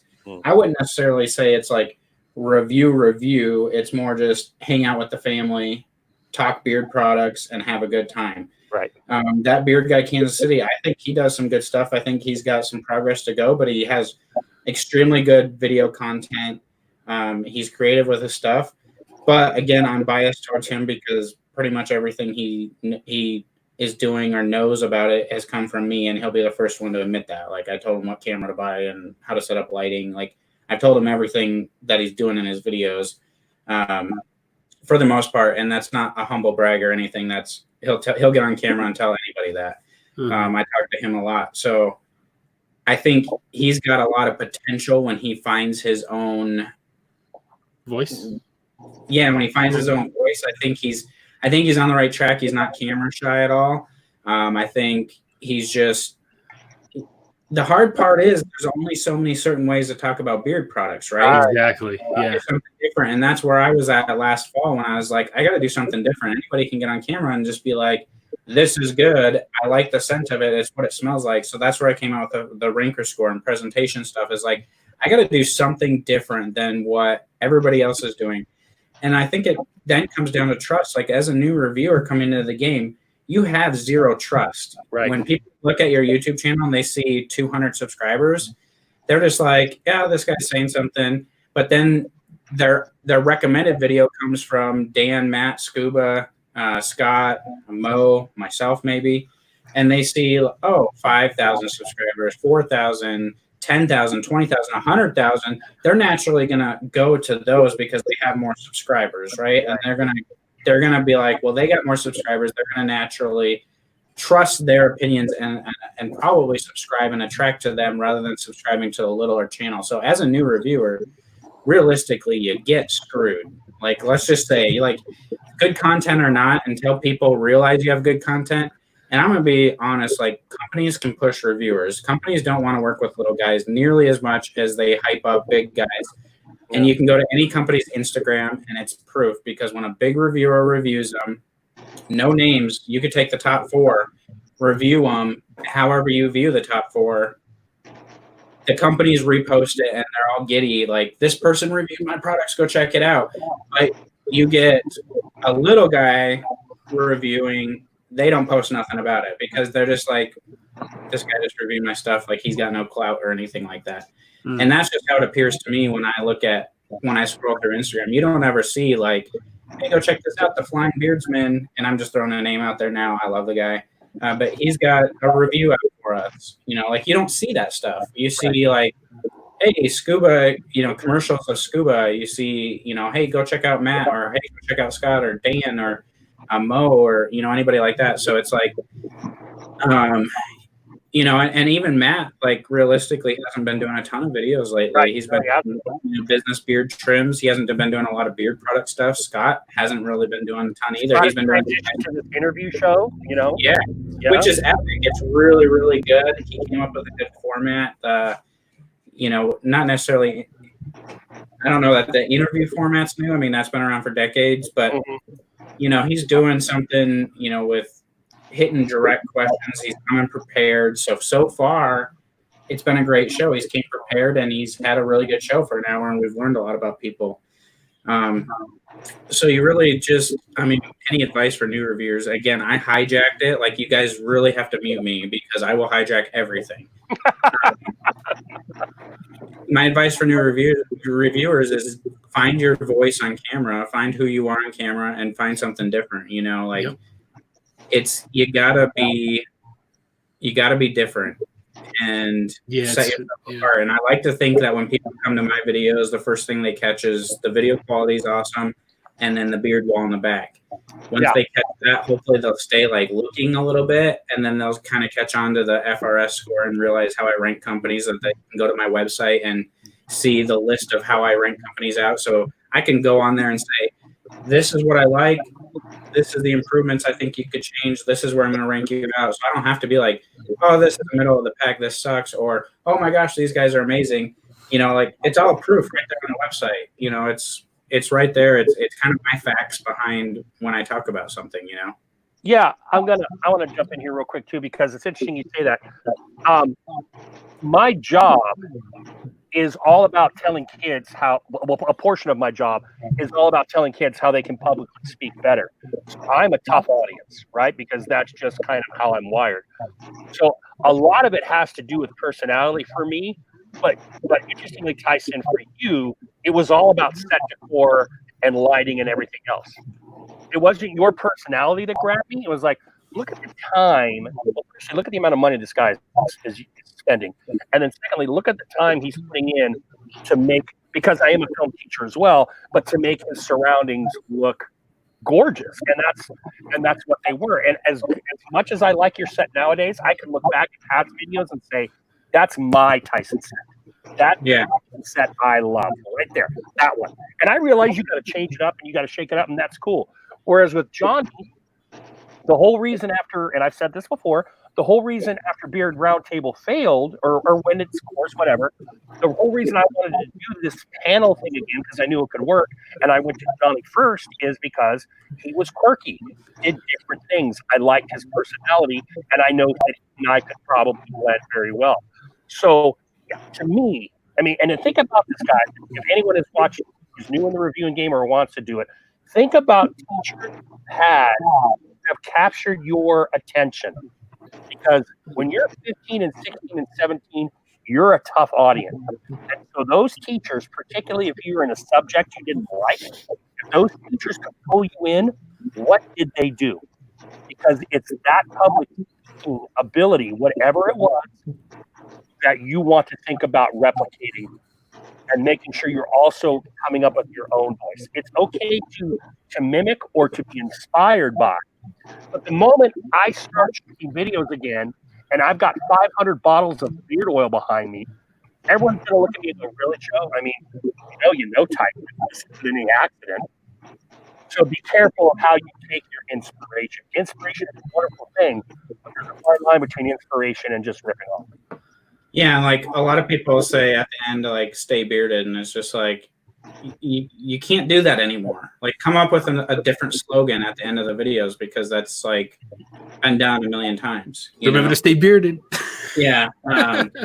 So and find your reason. Like, what is your reason for getting on and making videos? Like, I can tell you, like, video quality and production is extremely important to me, because before I even made videos, I always heard audio quality keeps people watching video. You can have bad video, but like right now, our video's fine, but we have a horrible like echo somewhere when Joe talks. Right. So it's like the audio quality sucks at that point, and it's like it's hard to like nobody wants to watch or listen when the audio quality is bad. But with the picture quality is bad, but the audio is good, you'll still kind of watch, because realistically, this is more listening than it is watching anyway. Right.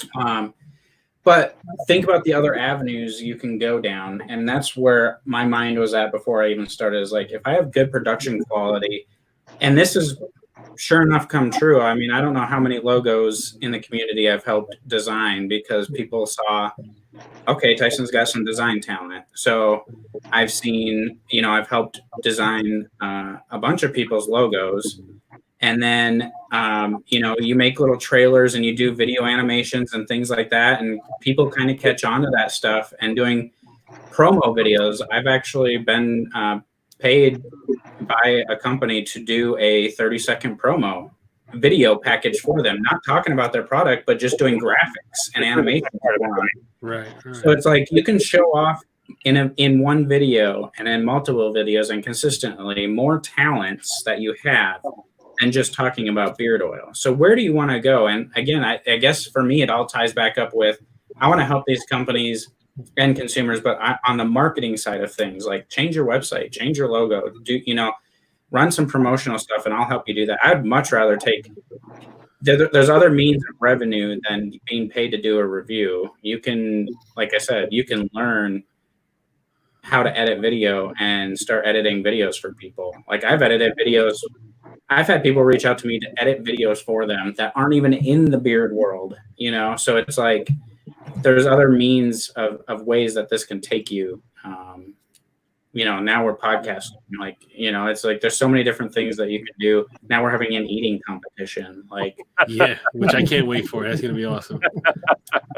And I got challenged to another one today. Not only did I have a Pop-Tart challenge with Johnny on today, but then like Beard Bento reaches out and he's like, do you think you could eat 32 bags of cookies? I'm like, how many cookies are in the bag? 7? Yep. Let's do it.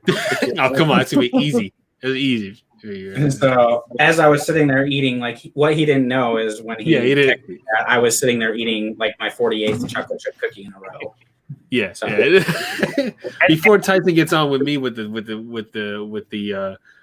Pop-Tart, he was like, yeah, I just finished downing like, 30 something cookies and, X amount of whatever it was he eating before. And I'm just sitting there like, oh, I could just fit this Pop-Tart in my, that's pretty much it, right?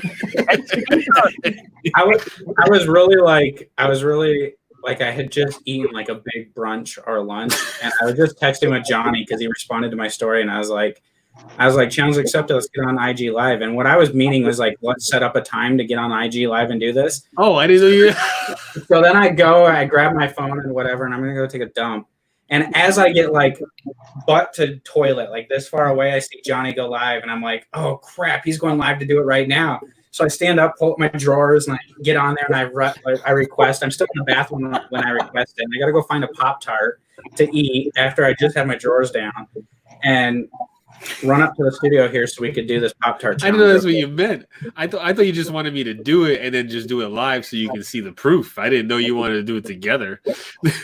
Oh yeah. I was just like, let's set this up. I challenge you, type of thing. But yeah, again, I didn't really clarify text. I was just like, you live it, let's do it, and I figured it'd be fine or something. But and what I think more than anything else, because like we were talking about earlier, lots of people review products and this and that, but there are little magical moments that pop up in the community for whatever reason and inspired by whatever thing that just make it fun. Like when you came up with the Beardies, I was the Robin to your Batman if you wanted me. I was so into that because I really like that idea. When I was busting Johnny's chops about the freaking Viking Revolution comb, and that became a thing. Yeah, so much so you and Mike were going to get him a comb and have him come on your air to bring him. Just those little pieces of like connective tissue, and they happen all around. I'm just talking to guys here that are on the panel right now. When Honest Ape approaches Bearded Roundtable and says he's going to launch a new scent, which by the way is still the last new scent he's launched in 1812. I mean, that was like a huge amount of like pride for me to say, okay, let's do this. And we all shot those videos, and I edited them together for a commercial. And, those kinds of like little bits of magic are really, really cool because they're going to happen. You just don't know the when and the where. Like this eating competition comes out of nowhere, right? You got, and there's just, I don't know. That's why I haven't like totally like pulled out, because I still got therapy. And I still have associations with a lot of you guys, but I have seen enough shit that outside of the friends that I've made that I would keep in touch with, I don't have the same passion that I used to a year plus ago. And I've told Johnny in DMs, I said, once therapy's done, I'm done. Because there's just been a lot of behind the scenes stuff that I've seen that has just soured me. If I could be completely honest. And I'm sure, Tyson, you've seen the same things because you have a lot more behind the scenes stuff than I do. And we've got people in the chat, like, I don't know, Acker, Emo, maybe, who have seen some behind the scenes shit. Joe, I know you have. Johnny, I know you have. And that's just reality. It's neither here nor there, but it's one of those things I wish we had more of those magical moments because they help kind of quash down the bad things or the unfortunate things that happen. Yeah, I mean, Emma wants to know about your pull-out game. Yeah, unfortunate things that happened purchases like ruined a lot of things in the community. For a long time for anybody. Like something negative happens in the community, and it just seems to just bring down the whole thing for so long. And that's where it's like, that's where I love like what Joe's doing with the Chronicles of the Bearded Dad. Like, I don't think until people understand who the people are behind the camera that they really understand what's going on, in not only in the community, but in our motivation and our drive to do things, and we can be a camera personality, and talk about beard oil, but like, what's our passion behind it? What's our reason? How have we got to this point in our life? And half the people in the community just see Joe and they think of Joe, what he's put on camera. Until he gets out there and tells his story, nobody knows. Right. I can get on camera and be faithfully bearded, and people think this Christian guy that's probably always been a Christian, he's got his crap together. But what they don't know is that I've been in jail. They don't know I filed bankruptcy. They don't know I'm on my second divorce. They don't know the crap that I've been through necessarily. They just, or whatever Johnny's been through. He's openly talked about, some of his struggles in life when he started doing like the Kratom stuff and those videos. And it's like, so nobody really knows what anybody's been through until we openly say it. And that's where, I like to talk about truth and transparency or vulnerability.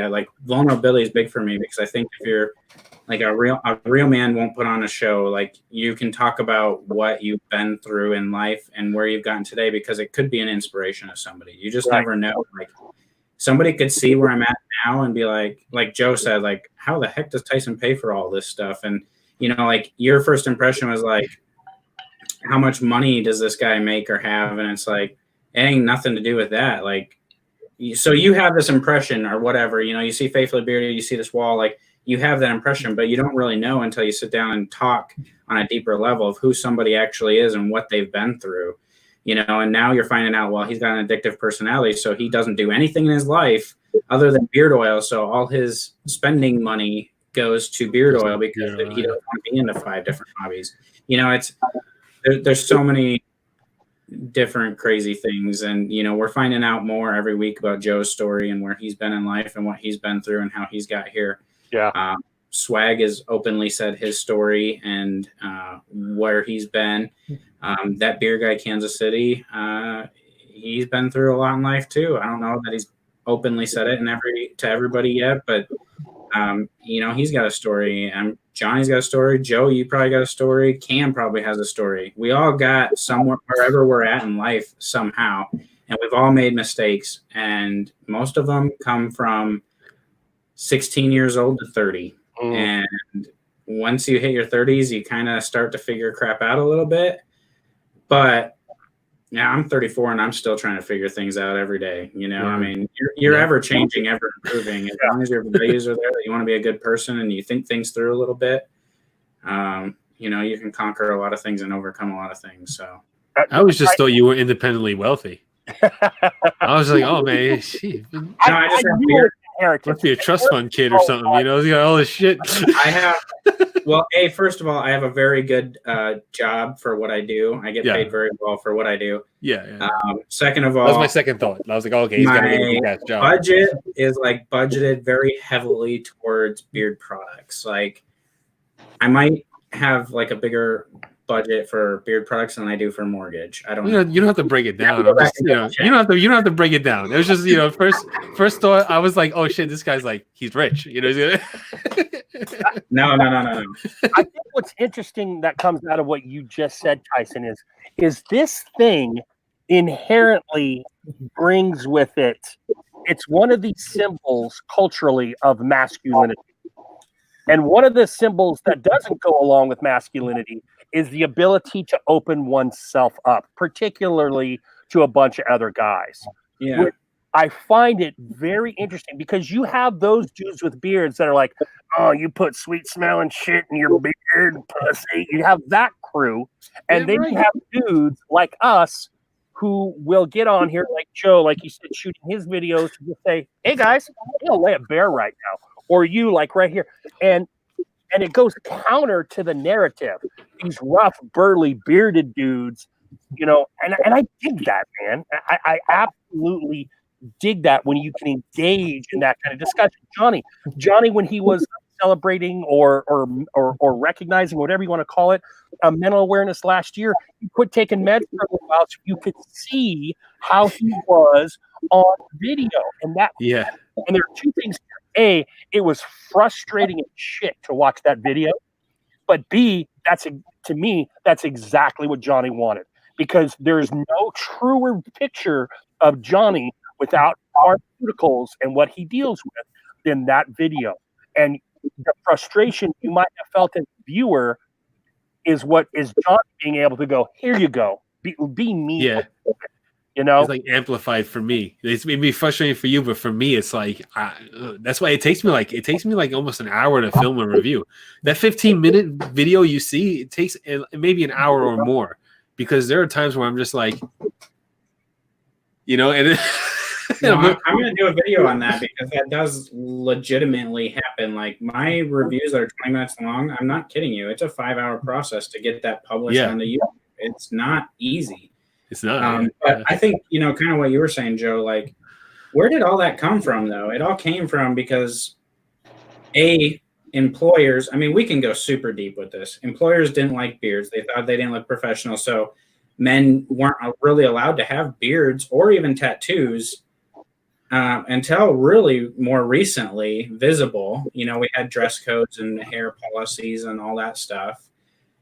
Beard companies at the beginning, you know, a few years ago, even up to last year and even some now, are marketing as like big burly men, you know, that are going to get chicks, manly man type of thing, you know, and the perception of bearded guys was bikers, you know, like that type of style of men. Yeah. And it hasn't been until real recent that it's kind of hit mainstream. And, you know, in this side of the fence, I'm going to say the non-business side, like the community side, like, I mean, I have mad respect for Scuba, for Matt and Dan, because those were you know, Scuba kind of came out and started putting the videos, you know, the videos, he swore, he burped, he was still kind of the normal bearded man, but he cleaned it up and he showed us how to clean it up and make it look good. And then you had Matt, that was just like the respectful guy that grew a beard. And then Dan, the teacher, came along, you know, so it was like, look at all the people that have jumped in since then. And a lot of them are more,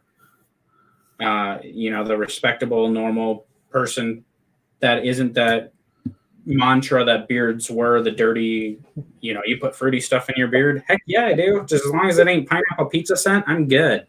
That's right.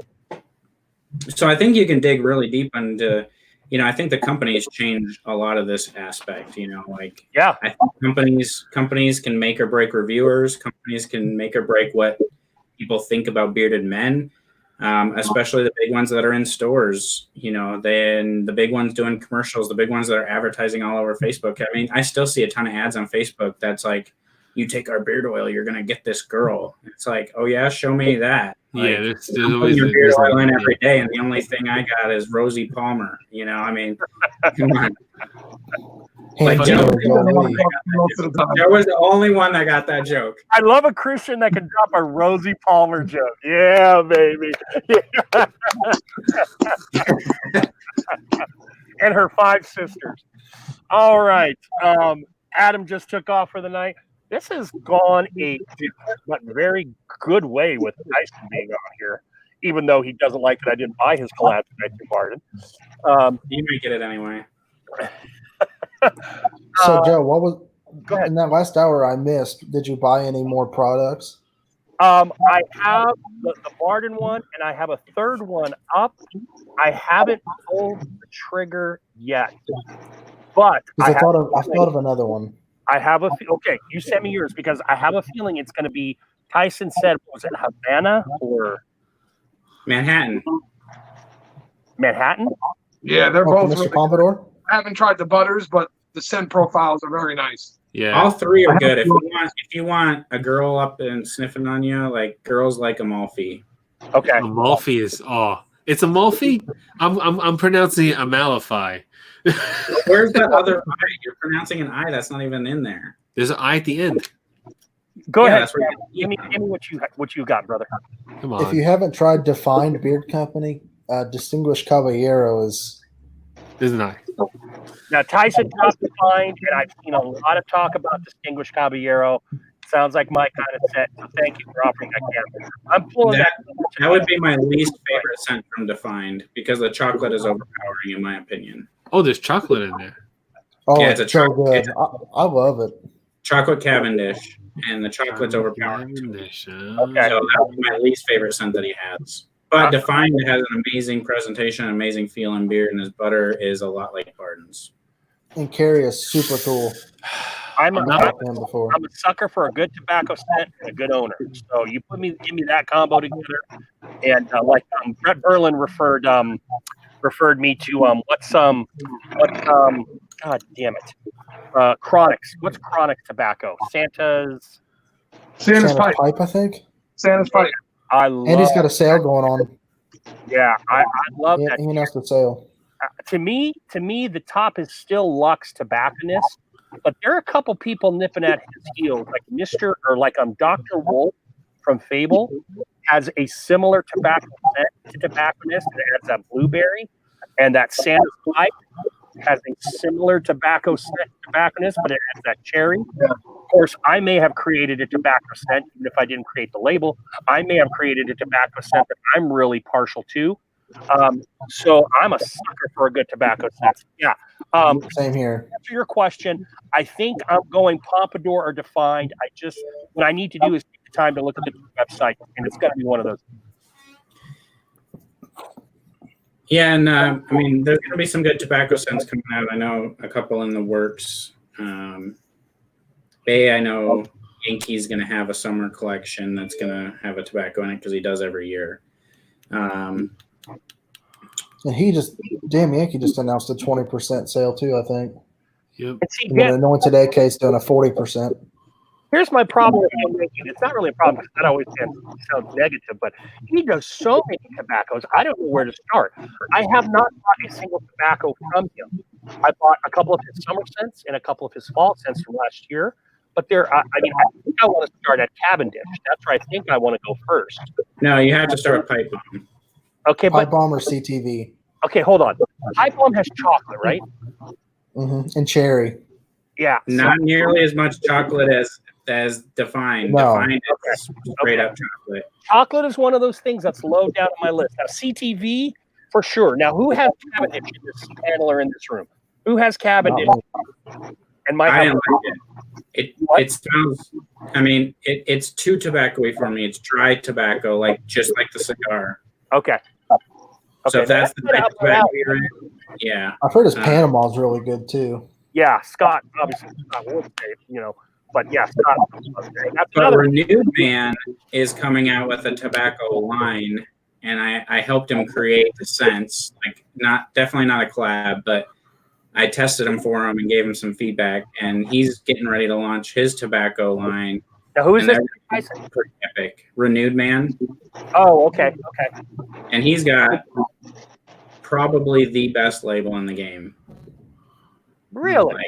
Yeah, his labels are just out of this world. I'm going to go look at them right now because I know there's a lot of labels out there I like. And his Feelin' Beard is really good too. And he has a 50% off sale going on right now. Renewed Man does? I think so. Yeah, I don't think of anything he has right now. They're all essential oils, and I would much rather I can't do that. have essential oil stuff. So I actually tucked him into dude, you got to get into fragrance oils because you're never gonna run. So I sent him some. He's like, I don't even know what's good scents in fragrance oils. So I sent him some beard oils. I'm like, these are good scents. Get into stuff like this, and he came up with some. I mean, he sent me 10 different ones, and I narrowed it down to 2 that has you can work off of these. But he came up with some good stuff, and he'll be launching soon. And I know, which I just like the name of that ginseng tobacco. I have seen that before. And then I know Bearded Mac's going to have a tobacco coming out in the near future too. So some newer, bigger companies coming out with some tobacco stuff. And I feel like Oud is name one company that's essential oils only. You can't because essential oils suck. Yeah. And I just say that out of personal, I don't like essential oils because you can't get great scents, great scents, and they don't last very long. You can get some nice citrus with essential oils, but that's about it in my opinion. Yeah, I'm not down. Jesus, because Joe goes back up those stairs down and mute everyone but Joe. Jacob Marley in the house. It's only about 15 steps, guys. I promise. Yeah, times 4. So that last one's always a bitch. There's 15 steps on the first one, and then another 5 to get out here. So 20 steps total. Times it 2. is like my snack time. Gonna go eat a Pop-Tart? It's your snack time? Yeah, I gotta have a snack. It's 10 o'clock. I should be going to bed soon, so I gotta go eat before I go to bed. Probably some ice cream, some cookies, a couple things. I gotta go in for a colonoscopy soon. I gotta eat what I can eat now. Real quick, what's your fun. workout regimen, Tyson? Like, how do you put away all the food and then you don't gain anything because you look the same? I don't work out right now because when I did work out, it was addictive. Like I watched every single thing I ate. I had a home gym with every single equipment you could find, and my life was working out. So when I gave up working out and got into the beard game, like I can't do both. Like, do you at least like are you at least like physically active in a way where you can not gain a ton of weight with all the what? My mouth is when I come onto these streams. Like other than that, like I've been more sedentary right now since I'm housebound. I try to like in the summer. I like to go out on a run. I'll go on the run in the morning for 3 to 5 miles. At least a hike, a hike every weekend. But I hate the cold, so I can't go out in the winter. And I live in South Dakota. It's just now starting to get to like the 50s to where I want to be outside. So most of my exercise comes from walking to my car into my stores. Oh man, I know I have to get back on the horse and start working out again because as soon as I stop working out, my body's like, "Oh, what's that? We're gonna turn it to fat." See, and I play basketball on Sunday nights after with a group of guys from church, and we haven't played in what seems like 2 months, and I think we're all just gonna be gassed after the first game. We play whenever we're able to. If I were to go out and run a mile right now, I'd die probably. But at the end of the summer last year, I was running 5 miles with no problem. But you lose it so fast. I walk 50 stairs a day, like Johnny said. So there you go. Yeah, you got it. Fall, same thing. Well, Joe's just going to the bathroom, and when he gets back, he'll be breathing heavy. You got to think like me and my wife used to play this game when we used to go hiking and we used to go running. One of us would just yell zombies, and we were like, "Oh shit, we got to get!" And we just bolt and run until we got to wherever we were going because you always got to be zombie apocalypse ready. You have to have that cardio up. If you have to outrun a horde or you have to outrun one of the rage zombies, you don't want to get torn up. So like, yeah. Emo said in the comments he got so into working out that he thought about getting on juice, and it's like that's where I was at. Like I was down to like 7% body fat, and I was like, I had my diet on point, but I couldn't gain muscle. So I was just like, dude, I gotta find some steroids somewhere. Like I was googling it, trying to figure it out, but it's illegal as hell. And yeah, it's illegal. Yeah, you can't. So I'm like trying to find it, and I'm like, I gotta get in the dark web or something to try to find this stuff because that's like how addicted to working out I was, and I was putting in 2 hours a day at the gym and eating right, and just couldn't gain muscle. Like I can gain fat super easy, but muscle is a little bit different. I have a pre-workout that mimics steroids. I think it's called Fuse or something like that, and it's like I don't want mimic. I want the real thing. I mean, you might as well drop it at that point. It's like you have this stuff, and then maybe it's crack cocaine right after that. Like it gets you so psychotically jacked, and you can do a 2 to 3 hour workout. I used to do 1,000 reps workout on that like nothing, and it's a crazy supplement. So I used to pound out 200-300 push-ups a day, and I don't know if you saw my video the other day. Somebody challenged me to do a push-up front raise challenge. It was 5 on each side. Dude, I saw that. Today. Oh my gosh, my chest was so sore. I was like, dang, why am I not at least doing crunches and push-ups? Like, yeah, you should do that at least. Yeah, beard stuff comes first. Like I don't know. That's free. That's not going to cost you nothing. Yeah, but I can sit here on my chair and like make a beard video. Like tomorrow, I got a cool video coming tomorrow of like some computer stuff. Like I know you'll dork out over it. Oh yeah, I'll watch it. Yeah, so it's like with this new series, I'm trying to do I was trying to do it today and I couldn't figure it out because like I turned my camera on and I checked in. I was like, okay, I'm gonna do this, and then what happened was like an Instagram like video chat would pop up, and I'd sit on the Instagram for like an hour video chat, and then I'd go back and I'd be like, oh hey, it's not there, and I'm still gonna go do the exact same thing because an Instagram chat popped up, but you didn't get to see it. So it's like you almost have to run the camera all day long so they can see everything, and then condense that like 10-hour day or 12-hour day down to like a 20-minute video. So you're doing a lot of like the editing is gonna be a pain in the butt. You thought I was gonna say the didn't you? Yeah. You thought I was going to say the beard. Well, that minute and 40 some odd second video of me making my dinner on Instagram, that took like 10 minutes. And I had to take that 10 minutes. I spent 2 days editing this day-long video of like the actual crap that happens in a day when I'm trying to do a work report, and it takes me 5 hours to do a work report because community stuff is popping up and I want to take it, or Aubrey comes running in and needs something, or a phone call, or like today I spent the whole day, like I got no work done because I spent the whole day dealing with fraud at the bank because my bank account got hacked yesterday. Oh, shit. And some idiot decided to charge over $5,000 from me.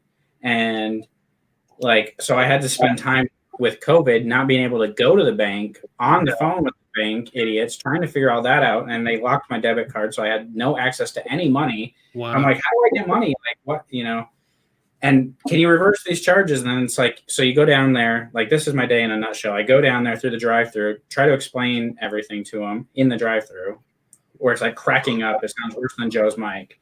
And so I don't think it's you, Joe. I think it's Barbado Joe. Yeah, me, Joe. Yeah. Oh, it's not you, dude. So Joe Cornette.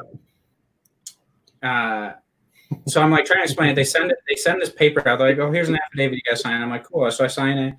They're like, do you need any cash? I'm like, yeah, give me some cash. Well, then I go to the vape shop and I spend all my cash. And then I realize, wait, I was going to use this cash to go to the gas station because my car's on E. Crap. Oh my God. And so anyway, then I get home and I get an email from the bank like, oh, we put your card number down wrong. So you need to come back and redo this affidavit. And I'm just like, Jesus Christ, man. Right. Oh, and by the way, you get paid tomorrow because it's the 6th and you get paid every month on the 6th, but your account's locked, so we're going to hold your paycheck until we get this all figured out. I'm like, yeah, so my rent was due today too, buddy. Yeah.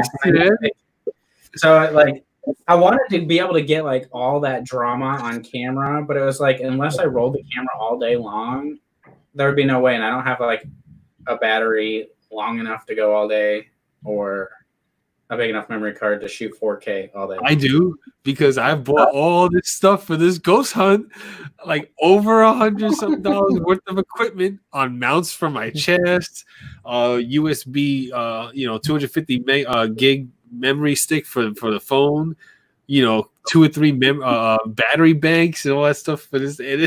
Johnny, it still might be a go because West Virginia is one of those low infected states. It might still be a go. No, it's not. They got their money back. Really? Yeah, so it's done. It's a done deal. I never heard that part. Yeah. All right, I gotta get out of here. I gotta go eat.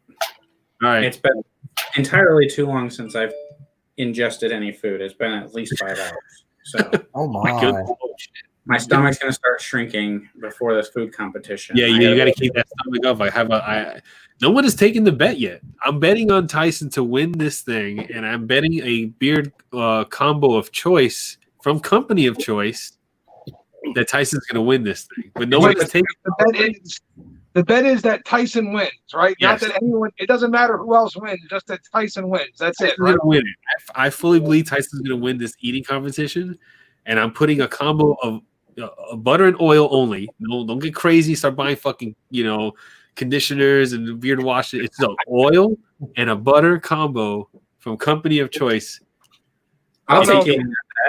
Tyson's talking about eating every 5 hours and putting down 50 cookies in a row.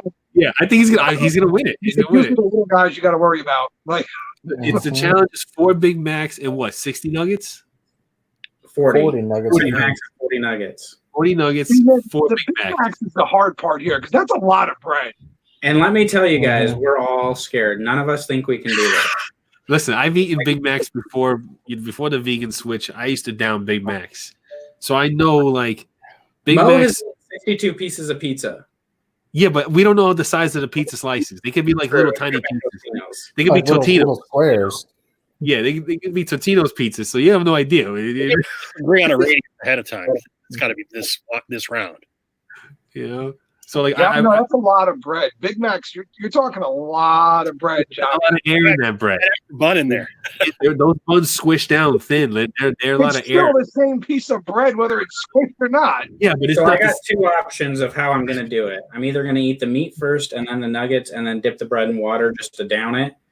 Or I'm going to go and smush the Big Macs as thin as I can possibly get them, because I do that with sandwiches all the time. I always squish my sandwiches and they just seem to come down easier.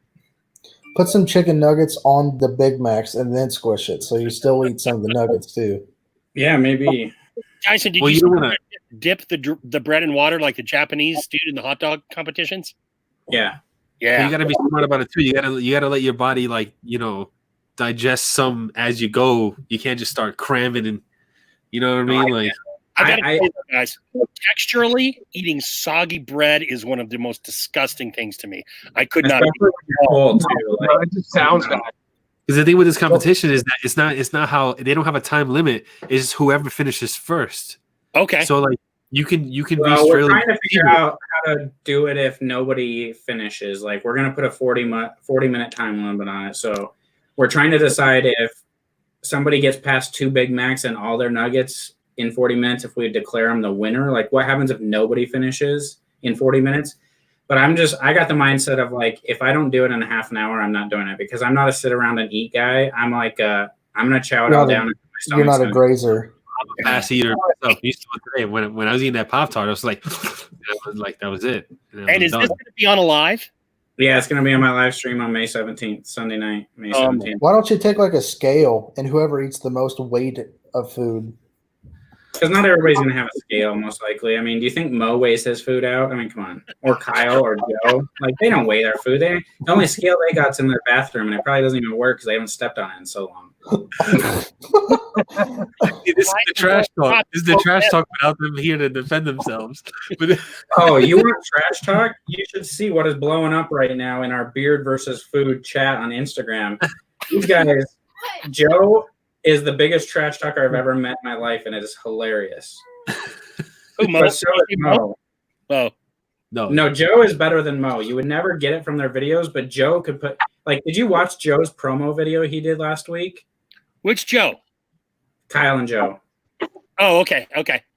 He put out one. Oh my gosh, the dude can talk smack.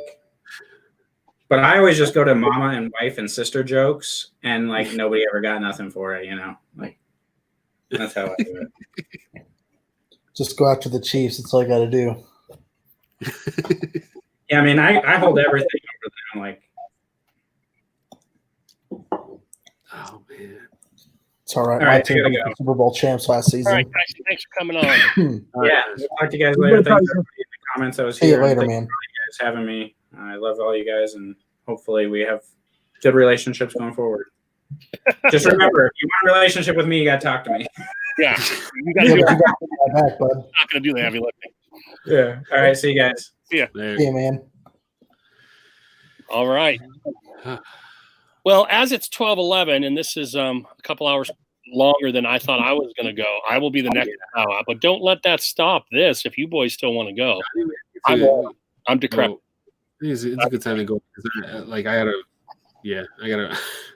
I remember I learned from the last live when we went to like 2 a.m. or something like that, and I had to wake up the next day, even though I don't have, and I got the kids to take care of. My wife goes to work, and I was like a fucking zombie. So like, yeah, we can end it. Okay, so we'll probably do another wrestling in June. I don't know who will be on, what'll be on. Obviously, we're still in that modern era, so people who are here tonight are probably prime subjects to be here then. But yeah, be aware, and if you have other ideas for who, because we can fit up to 6, if you have other ideas for who would be good in this chat, that would be outstanding. I'm gonna say goodnight. I want to thank you, Camel Cam, for sticking out, leaving, and coming back. I appreciate it. Oh, no problem, man. Joe, as always, I love you, brother. Take care. Stay safe. I love you guys too, and as always, thank you for having me on, guys. I'm always here for therapy, brother. Always. And to the audience, those of you who've hung it out this long, thank you very much. We appreciate it. You're definitely the most irregular podcast or live stream. You never know what we're going to end. Yeah, right. Ruth, I'll see you in a week, brother. Oh, by the way, Release Helifat. Release Helifat. Yeah. Man. Instagram has paralyzed his page and he has kind of dropped off the grid. So we're going to do a release Meek. We got him released for those of you who wanted Meek release, and now we're doing a release Helifat. That's my thing. Huh. All right, guys. We out. All right. Good night, y'all. Or good morning.